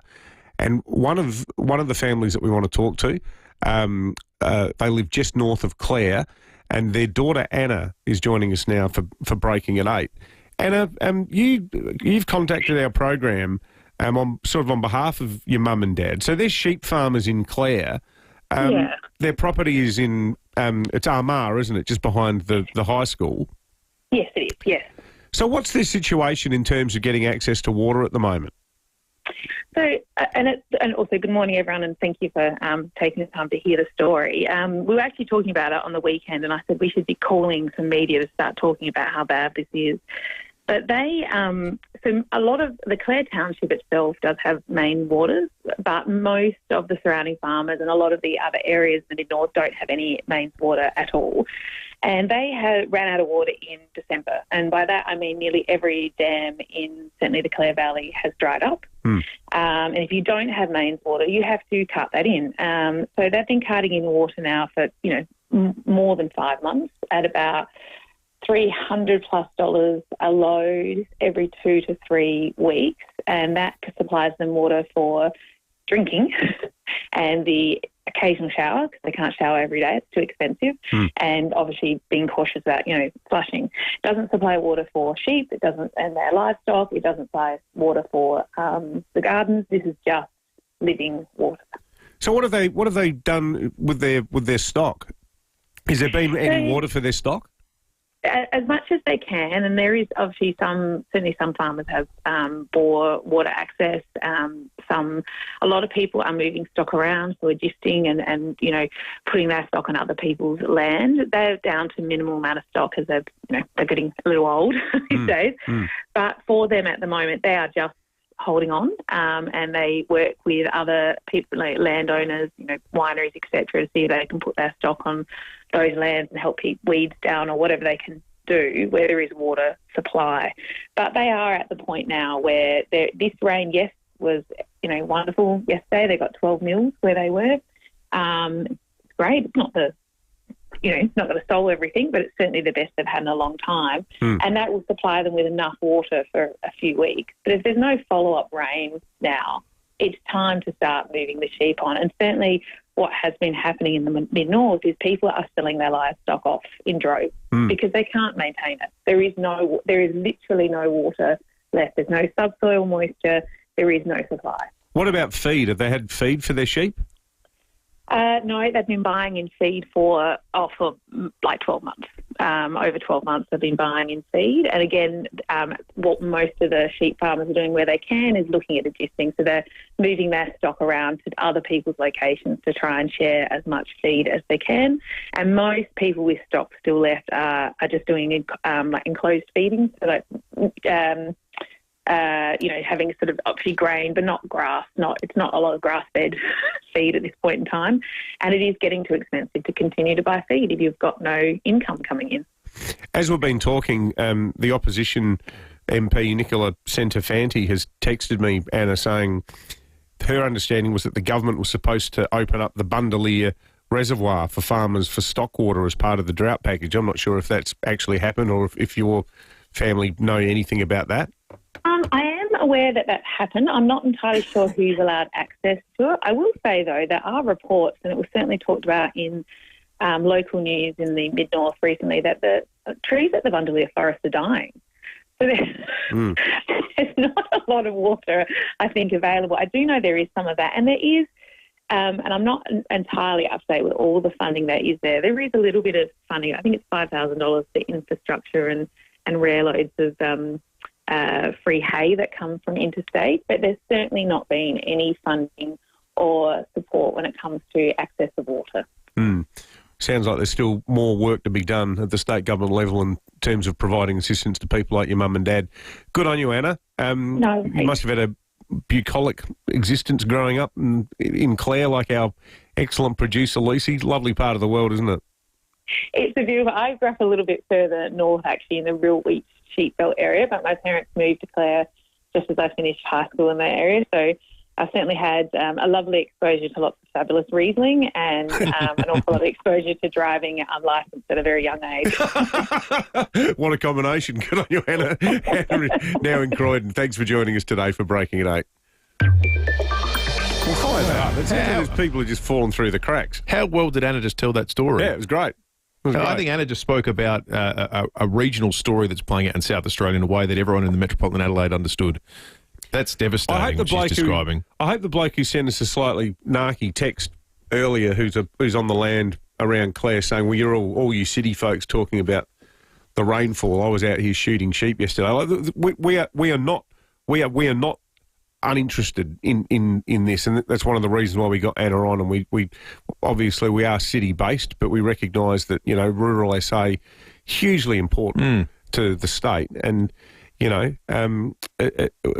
always got our ears open to stories like Anna's, because it's whatever people here feel about the rainfall, it doesn't mean that is any type of indifference to the plight of people on the land. The flow effects of the rain are still being felt here in metropolitan Adelaide. Sacred Heart College have just put out some advice. Now, someone sent us a picture of the tree at Sacred Heart early, didn't they? It was the tree on the Sacred Heart College campus on the text line. It was that it came down. Well, Sacred Heart College, the Marcelin campus, which is their high school campus on Brighton Road, that one is closed today. The Sacred Heart College social media has put out this. The Marcelin campus is currently without power due to significant damage from last night's storm. Power lines are down on Cudmore Street, which poses a significant safety risk. Please avoid Cudmore Street. Accordingly, the campus is closed today until further notice, given there is no lighting, heating, Wi-Fi or telephone connectivity. Not only will learning be hindered, but safety cannot be assured without these communication services. Students who arrive at the college will be supervised until they can safely depart. If power is restored in a timely manner, we will advise families of an appropriate reopening time. Students should access work on Google Classroom. Didn't have Google Classroom when I was around. I'm not sure what that's about. And they can continue their work from home. They will update information as soon as they're able to. So Sacred Heart College, the secondary school, is closed today on account of the weather and the power being out. We're going to check traffic and come back with more in just a moment on 5AA Breakfast. Register for the big brunch, because every bite counts. Go to thebigbrunchdrive.com. Thanks, Will. At Bridgewater, an earlier breakdown has been cleared on the freeway near Hahndorf. Still seeing heavy delays inbound. Benfield Gardens, a crash. Curtis Road near Heathleap Road. Somerton Park, a burst water main just popped up this morning. Diagonal Road near Baker Street. And Wingfield, flooding on the north-south motorway near the Wingfield interchange. Speeds at 40, the lane closed heading outbound. Cameras, Bartley Terrace, West Lake Shore and George Street at Parkside. FIVEAA Motorhomes and Caravans is celebrating 60 years of manufacturing in Australia with great 60-month offers on all new Avitas. Limited time only, avitarv.com.au. Adelaide's most accurate traffic on 5AA. The 5AA Sports Show, Rowie and Timmy G. You know the first thing I've been able to say for some time? Crows' class shone out. When's the last time you've been able to say the Crows have class? They got class in every line now. I think 23, you were showing some classy moments. Yes, well said. Classy moments. Now we've got classy players. The 5AA Sports Show. They're fourth on the ladder, have a healthy percentage. Weekdays from 4 p.m. on 5AA. Always Adelaide. Look here, look at shorty got back. Should I ask her for a dance? Hold on, there's too many in the wolf pack. The all-electric Kia EV3, crowned the 2025 World Car of the Year. Awarded for its record 604 kilometres of all-electric range and fast-charging capabilities. The Kia EV3 is your 2025 World Car of the Year. Visit kia.com.au to find out more. Kia. Movement that inspires. If you need to fix your pipes, call Precise. Call Precise. If your toilet's blocking up, call Precise. Call Precise. If your lights aren't turning on, or your hot water is gone, or a plumber or an electrician, call Precise. Precise. Precise Plumbing and Electrical. Call 1300 700 200. That's 1300 700 200. Precise Plumbing and Electrical. On time, on budget, on the job. Or a plumber or an electrician, call Precise. Call Precise. Mini Jumbuck, Australia's favourite wool bedding products. Now located in McLaren Vale, Mini Jumbuck has a great range of quality Australian-made wool bedding products to suit all sleepers and all climates. You'll love their extensive range of Australian-made quilts, mattress toppers and pillows too. And remember, Mini Jumbuck McLaren Vale also stock a huge range of genuine sheepskin Ugg boots and quality merino wool clothing. For Australia's favourite wool products, call into Mini Jumbuck McLaren Vale, open 7 days. Now let's see what's in the swear jar at Buy Urban Bathrooms and Kitchens. Boy, that's a cookie jar. Busted. My mistake. Let's see. Here it is. Here's one from Renette, an interior designer at Buy Urban for over 20 years. Renette swears to ensure your dream bathroom becomes a wonderful reality. For a team that swears to deliver on quality and service, see Buy Urban Bathrooms and Kitchens, Adelaide's home renovation experts. Wouldn't mind a cookie. Make your next business or social event unforgettable at the newly upgraded Spheris. Have your next meeting, private or corporate functions in one of 5 unique spaces, featuring natural light, parkland views and in-house AV for a seamless experience. Choose from the chic Paradiso Bar, modern studio or grand marquee and starlight rooms, whether for 30 or 350 guests. We tailor every detail to your needs and budget. And enjoy complimentary parking and luxury spa accommodation. Find out more at spheris.com. Last month, we serviced around 11,000 vehicles, more than 3,000 Toyotas, Camrys, Corollas, Land Cruisers, 2,000 Mitsubishis, Tritons, Outlanders, Pajeros, over 500 VWs. That's right, over 11,000 people trusted us with their pride and joy. Automasters, isn't it time for you to switch and save? Call 1300 Automasters or book online. All centres offer repair now, pay later options. So switch and save with Automasters. Great service guaranteed. Rosanna Mangiarelli here from 7 News. Join me and Will Goodings for Adelaide's leading news hour, 7 News, tonight at 6 o'clock. Hyundai Prius is on now. Jump into the Tucson from $39,990 drive away. Visit Hyundai.com.au. David Penberthy and Will Goodings, 5AA Breakfast. 22 after 8, congratulations to Kelly in Seacliff, who's off to the Cabaret Festival, being the first to identify the razzle-dazzle soundbite we snuck into the ad break a moment ago. The Cabaret Festival, 5th to the 21st of June at the Festival Centre. You can book your tickets now at adelaidecabaretfestival.com.au. The Minister for Primary Industries has called in following breaking at 8 this morning, where we heard the heartbreaking story of Anna and her family farm outside of the Clare Valley, where the conditions are, they're verging on the catastrophic. Minister, good morning to you. Good morning. Yeah, I heard that story. It's very, very hard, and it is a similar story for many farmers around the state.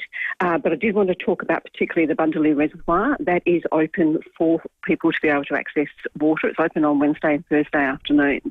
And so that's particularly water for stock, which, of course, is one of the really most important things that people are seeking at the moment. But that water, though, Minister, from my understanding, is that you can't drink it yourself. You can't even brush your teeth with it, or I don't think you can even use it for food preparation. So for families that actually need water for human consumption, is there anything that's being done to help them? So I think what most people would appreciate is that trying to feed stock who would otherwise be in dire circumstances, had to be a real priority. When it comes to household water and drinking water and the things that you've mentioned, then it is a matter of carting. Now, that's a difficult thing to be doing, but it is something that has to happen for those areas that don't have access to the potable water. Now, some of the things that we did in our package included, one-off grants of $1,500 for some of those sorts of costs. It can be used for all sorts of different things. And the other thing I did just want to correct, she mentioned she thought that there were infrastructure grants available up to $5,000. They are still available with only a 25% co-contribution, but there's also the grants of up to $20,000 available with a 50% contribution. And both of those grants have been very, very well taken up, and they are being processed within 30 days as well. Any consideration giving to upscalings, the relief that's available? We got a text here from someone following that chat that says they live 20 k's north of Clare. They normally run 3,000 to 4,000 sheep along with cropping. They're down to 500 now, selling off pregnant ewes to New South Wales once they sheep lamb because they can't feed them all. Like, we're doing something, but is it time to consider doing even more? Well, it is a $73 million package, and it was designed with farmers and with peak bodies to address all sorts of different needs. So we upped the amount that was available for the subsidising the cost of transport for donated fodder, and there are a number of charities who are involved in that, and more runs being planned, particularly over the June long weekend, as well as a number of different other assistance measures. So I really do encourage people to have a look at the FIVEAA website under drought and see what sort of things might be suitable for them that they will be eligible for. On another matter, Minister, we spoke to you last week about the algal bloom. When do you think we will have any sort of accurate sense as to whether the huge winds and storms we saw yesterday have made the bloom dissipate? Yeah, so that's obviously being very closely monitored. My advice is that we should have answers within a week. It may be less, but I don't want to give false expectations. So we would hope to have some sort of indication of whether it's gone within a week. Have you had any intel about what the potential impact could be of the bloom being dispersed so violently by the extent of the storms? Like, could it pose another short-term challenge to the viability of some of the marine life? Look, that hasn't been presented as a likely scenario. I'm sure I'll be updated again. Myself and Susan Close have been working on this very closely. But at this stage, no, that hasn't been proposed as something that might be an outcome. Minister Claire Scriven, thank you for joining us on 5AA. 26 minutes after 8. Lots of texts coming in from farmers this morning. This one from Tim, who says, I'm a farmer. I think agriculture actually gets more than a good run on your show. The thing that is more frustrating than the drought is that we have a premier in this state that went to Wales with the state chequebook, and Albo came with the federal one. We feel forgotten. We feel less important than the steel industry, but I guess we've got no union. Thank you for that, Tim. Keep your thoughts coming in, folks. 0480811395. There's no doubt the government was slow to the party on this, and I think there's a question now as to the fact that it's continuing. Do they need to look at doing more? 27 after 8. 5AA News Time. Back with the Treasurer of South Australia. He's handing out a budget next week.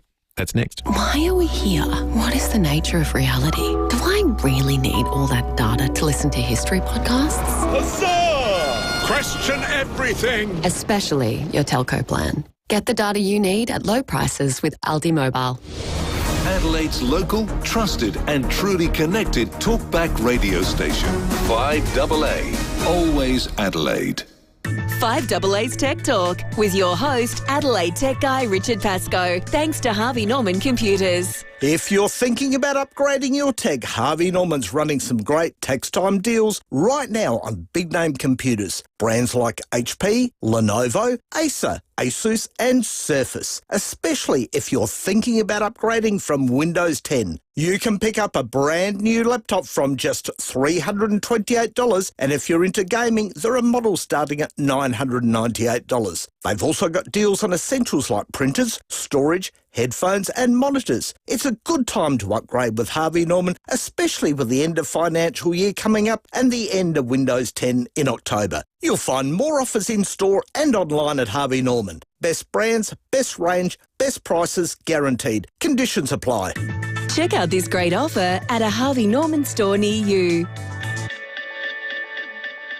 Is your outdoor area living up to its potential? If not, speak to Luba House and transform your outdoor area with an opening and closing roof that's ready for next summer. An SA family-owned business, Luba House do everything. Planning, design, council approvals, local manufacturing and installation, so you'll have peace of mind it's done right. Don't wait any longer. Find out more with a free design, measure and quote. Bring your outdoor area to life with Luba House. lubahouse.com.au. Looking to build or renovate? Then talk to Rundle Blinds and Curtains to plan your window furnishings. Including your blinds and curtains in your designs means you can incorporate the latest in smart home technology and installation innovations, such as ceiling recessing and double tracking. Rundle Blinds and Curtains work closely with your builders and architect to make the process seamless for stunning results. Rundle Blinds and Curtains, Adelaide's premier window furnishings company. Book a consultation with our Kings Park team. Visit rundleblinds.com.au. Here at 5AA, we're all about supporting local. Here's who you can support around Adelaide. Head to the Excelsior Hotel every Thursday and get $10 off steaks. The Excelsior Hotel, 110 Coghlan Street, Brompton. Feels like coming home, but better. Register your home, school or office for the Big Brunch and support Meals on Wheels SA. Go to thebigbrunchdrive.com. 5AA, supporting local business. All right, that'll be absolutely diddly squat. Buy any vehicle from Wayville Hyundai before June 30 and you could win an entire year of groceries from Foodland. T's and C's apply. Licence number T25707. Driven by Australian Motors.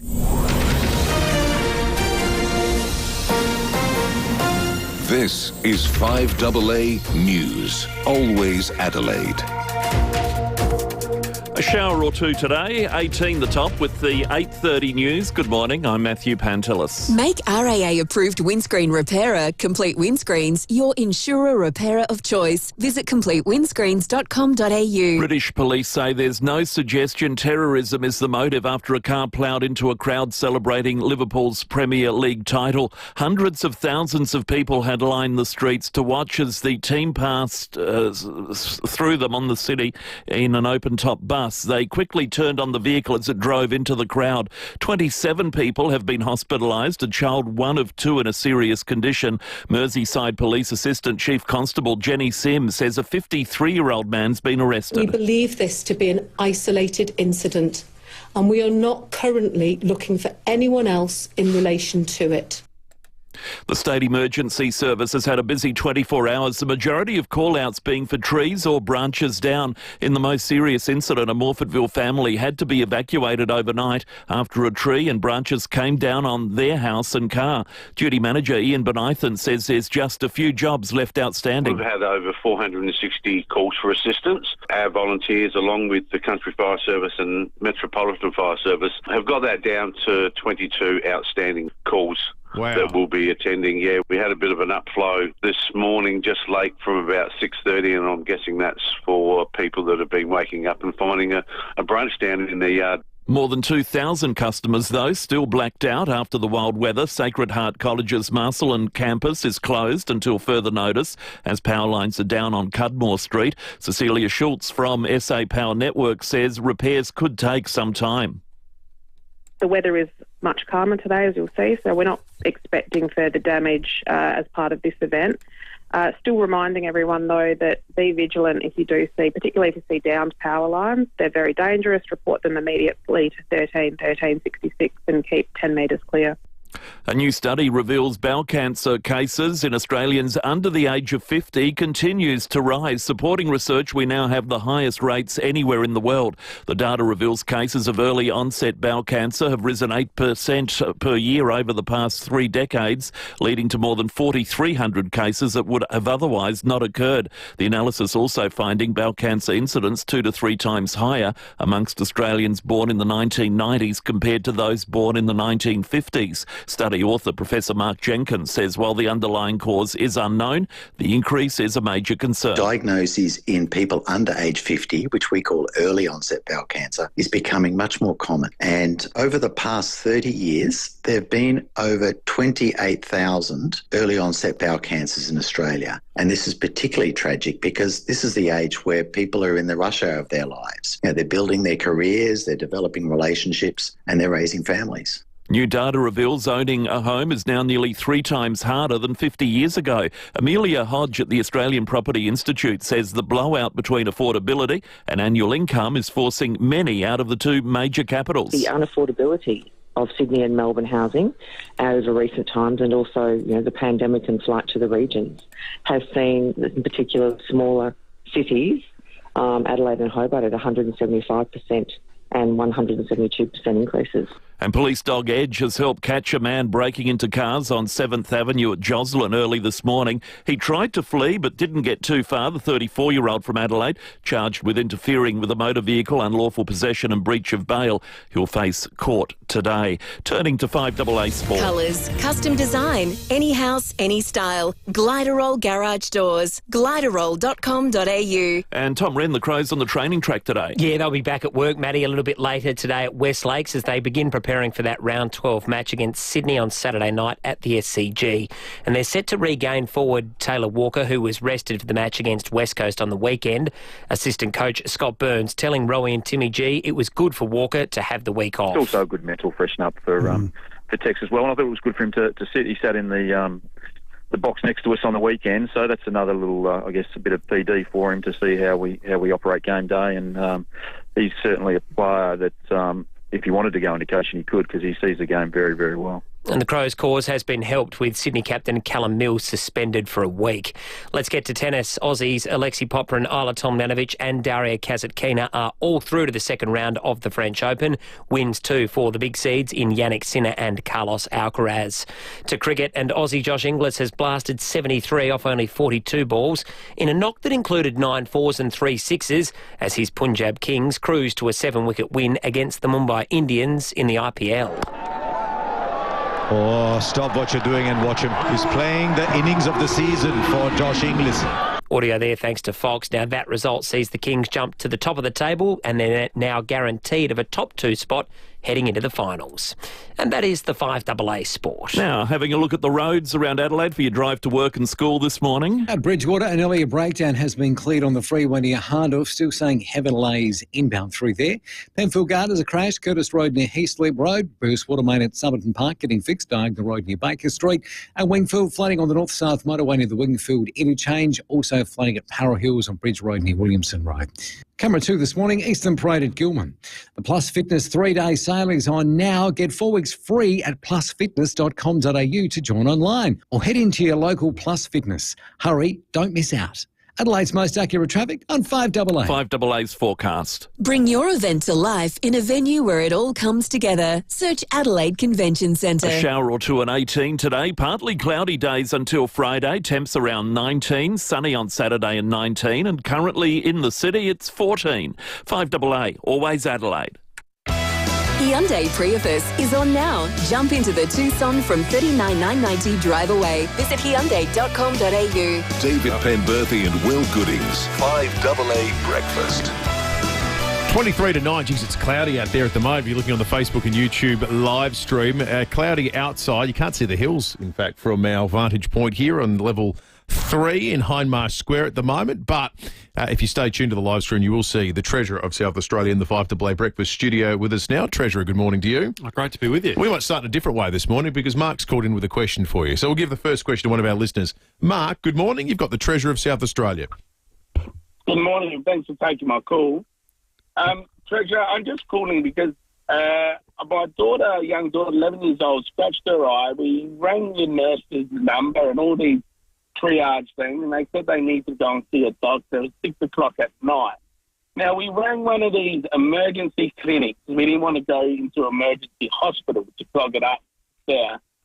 They said they had an appointment available at 8 o'clock, but the out-of-pocket cost to come in at $180, like to see a doctor. we just can't afford that. So we had to go to the women's children, sit in emergency, wait out 2 to 3 hours, and then eventually saw a doctor. Surely in the budget, are we looking at anything to try to reduce this out-of-cost pocket so then we're not clogging up these emergency chairs and the ramping and everything like that? Yeah, look, it's a really good question, Mark, and I'm sorry your daughter's had that experience. There's nothing worse than copping something in the eye and feeling how uncomfortable that is, let alone worrying about what happens to your vision. So there's two things, so that you don't necessarily have to go to an emergency department, or you don't have to go to your GP and maybe pay a gap fee. The federal government's been rolling out these things called urgent care clinics. So there's a range of them across the metro area.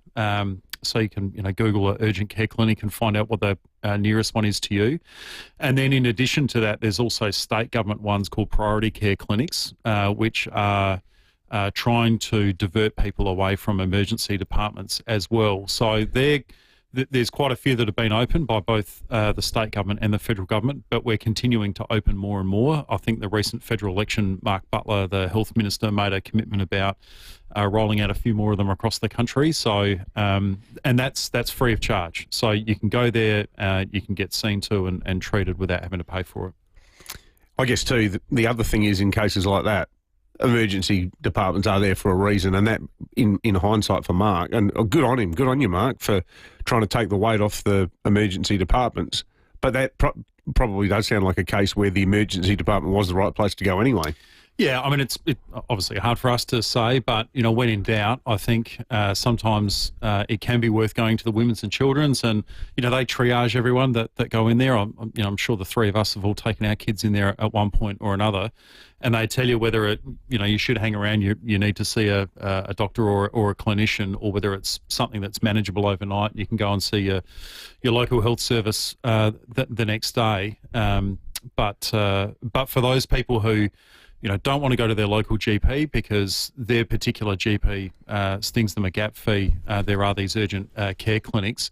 And, I should also reiterate, GPs, I think the latest figures are 75% of all consultations delivered by a GP in South Australia are bulk billed. So, and that number's increasing because the extra federal government incentives that are being rolled out. I've used the service online with the Women's and Children's Hospital beforehand to check things before going to emergency, and that is sensational. The nurses, the access you get, the waits aren't that bad, and they give you peace of mind and say, no, this one you probably don't need to come in with. And I think that's a terrific service.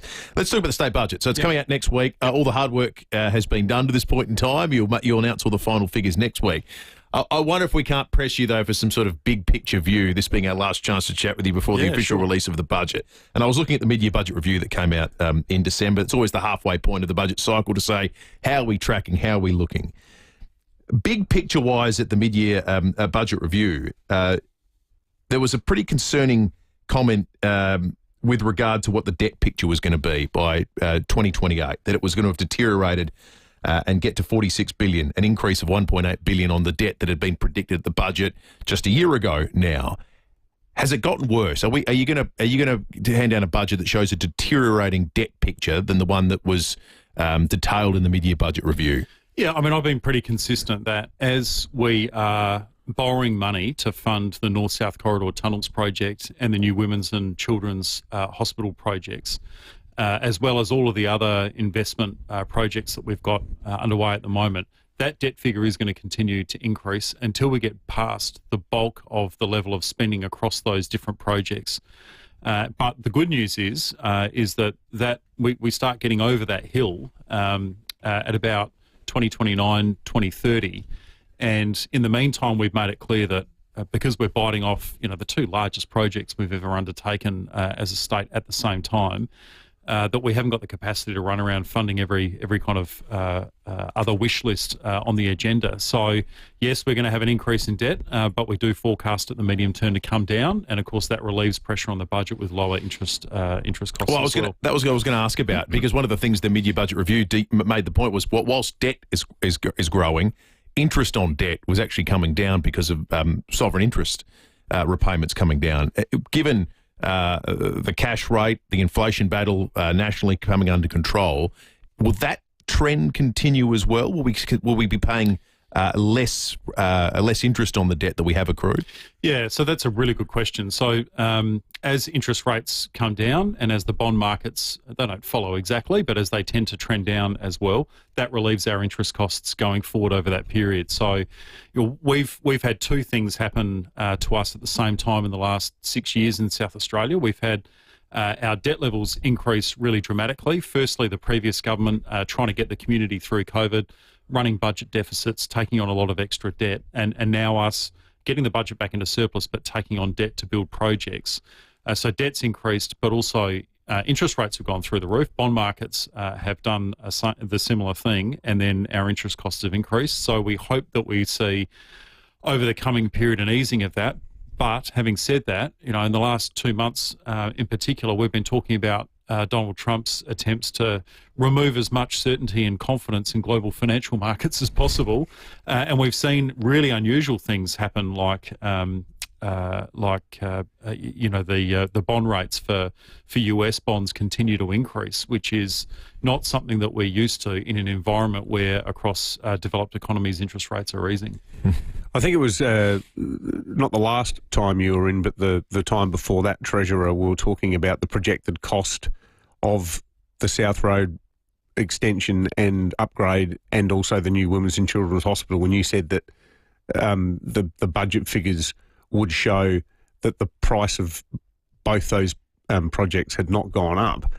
It feels to us that they must be the only two things anyone's buying at the moment that aren't going to increase in cost.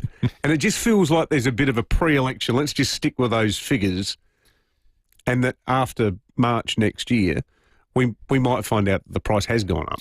Well, I think to be fair, you've got to remember the task that we went through in the first 6 or so months of coming into government. Both projects got reviewed independently. We got some infrastructure experts in from New South Wales to have a look at the tunnels project. We got some health infrastructure experts to come and look at the hospital project. The hospital budget that had been left to us by the previous government was $1.9 billion, and of course we've increased that to $3.2. And the South Road Tunnels budget that had been left to us was $9.95 billion, and it was repriced for us to $15.4. So I think we feel like we've gone through that process of taking an accurate external look at how much these projects cost to deliver. They've both gone up by something in the order of 50 or nearly 60%, and that takes into account making sure that we've got contingencies, that we've got escalation factored in, because things get more expensive each year you go down the project timeline. So at this stage, no, you won't expect to see any change in the budget, because we think we've done that heavy lifting trying to get the price right. We're about to start digging on the tunnels. We've engaged the contractor. So there's enough sort of buffer in those two figures, you think, for them to stay where they are? Well, for the time being, yeah, absolutely. So we don't expect any change at all through to completion on the tunnels. We've had to go through a change of architect and approach with the hospital, because the team that was initially appointed under the previous government wasn't delivering what we wanted to, but we still, at this point in time, remain confident that that figure we've got for the hospital project is the right one, and the one that we should be budgeting for. I'm going to contradict myself here, having just asked a question concerned about debt levels in South Australia, and previously been an advocate of supply-side solutions to the housing crisis. But one area where revenues have been revised up quite recently is conveyancing duties, because of the value of houses. Houses are going up again, it looks like, with the RBA in an easing cycle. And there's a story in the paper this morning that they have gone up more in Adelaide than any other capital city over the course of the last 23 years. So it makes me wonder, does it put pressure on you, or does it give you an opportunity to put in place a demand-side solution to housing and a bit more of a boost? I know there's the stamp duty relief. I know there's things like first home buyers grant, but there is another chance to have a look at that, given that, in fact, it is the increase in housing. It is the fact that it's becoming more unaffordable that is flooding South Australian the state government coffers. So is that something we might see in the budget, a demand-side policy to go with the release of housing out there, which is a supply-side solution? Yeah, it's a really good question, actually, because you're right. Increased house prices and also the turnover, higher levels of turnover in housing transactions have delivered extra stamp duty revenues into the state budget. So the way you frame it, supply or demand side policies, is a really good way of putting it, because we've chosen to go down the path of trying to increase supply across a whole range of areas. We could have done the opposite. We could have used those additional revenues to dial down, say, stamp duty. But I think most economists agree now that when you cut stamp duty, particularly on established homes, it's usually the vendor, the person selling the house, that benefits, because all of the buyers have got effectively extra money in their pocket, so they can afford to pay more for the house, and the vendor benefits. It doesn't improve housing affordability for the purchaser. So we've chosen to go down the path of increasing supply. Land releases, building more water pipes, and connecting utilities to new land releases, investing in precincts. Whether it's in the brewery site now called Southwark, out at Noarlunga and Seaton, and out at in the northern suburbs. We're trying to pump so much supply into the system now that should ease prices across the board, because there's no point having lower stamp duty rates if you can't afford to buy the house that the stamp duty is charged on. That's basically the short answer of why we've taken a supply side approach. Just finally, Treasurer, one-eyed devotion of the Port Adelaide Football Club seems to be a prerequisite for membership of the Malinowskis cabinet. There's you, there's Coots, there's the Premier himself. How do you guys reckon the succession plan's going? Oh, geez, thanks very much for that. I always remember that piece to camera that Bill Murray does in Groundhog Day, and he looks down the camera and says, "It's going to be long, it's going to be cold." And that's how this season's feeling at the moment. It's got a bit of the Rand Weatherall handover about it, hasn't it? It's it's not the season we'd hoped for, but we remain eternally optimistic. I mean, there's a whole bunch of reasons why we haven't been performing where we are, but you have Koshy on the program. I think he's done a really good job running the club. I think they've got a clear plan that they've put in place, and they know where they're going. They've got to tread the path there. I think they've been hamstrung by a few outs and that sort of thing. But I'll be we've got a week off this week, but I'll be cheering them on when we get back on the park. But I think that's the hardest question in budget time I've had. There you go. You didn't see that one coming. Coming on 5AA, you've got to be armed with a couple of footy answers. Exactly. Treasurer, great to have you in. See you in the lockup. Thanks so much. We'll be hearing plenty more from you next week. Cheers. The Treasurer of South Australia, Stephen Mulligan. We're going to check traffic and come back to wrap on 5AA Breakfast on this Tuesday morning in just a moment.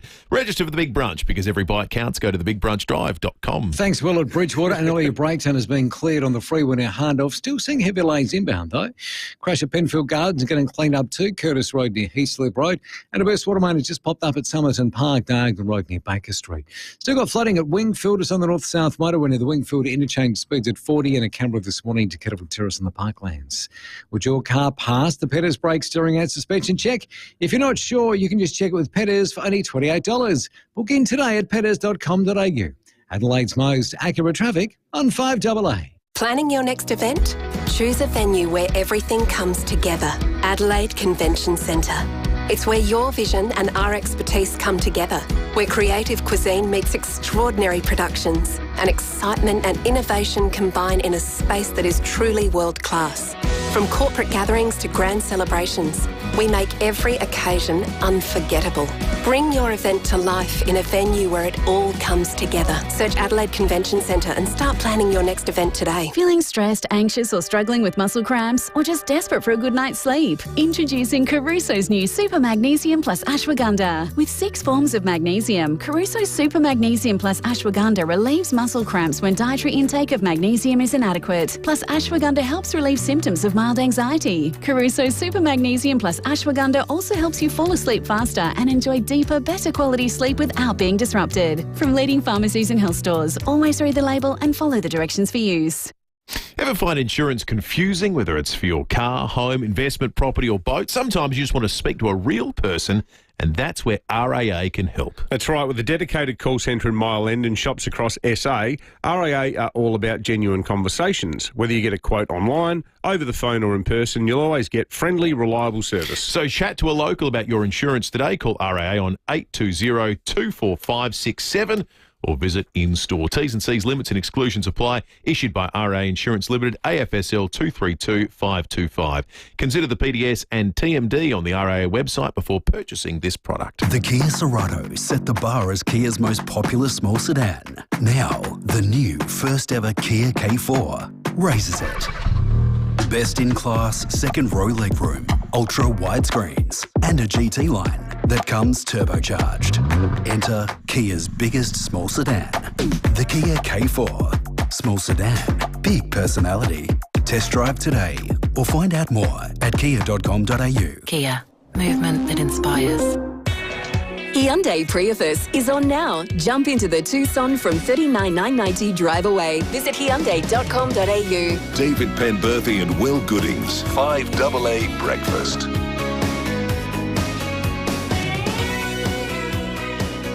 Seven minutes to 9.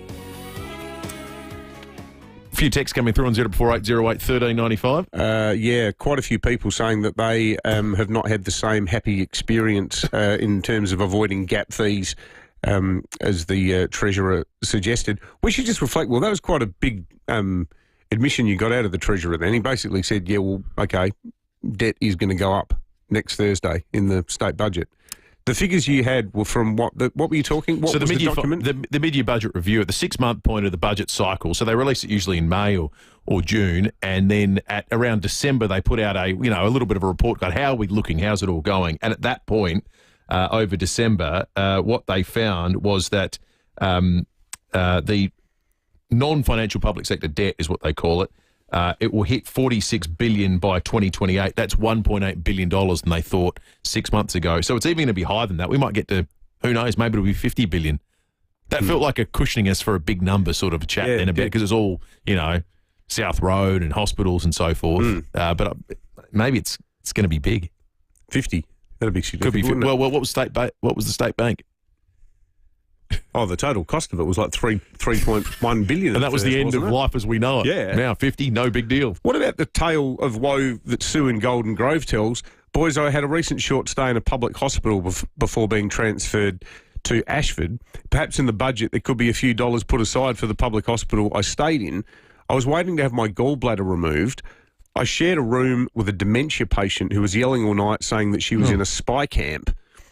But the highlight of my stay at Lyell McEwen was that the bathroom didn't have a door. I asked the nursing staff, where's the door? I shouldn't laugh. And I was told that it was in maintenance.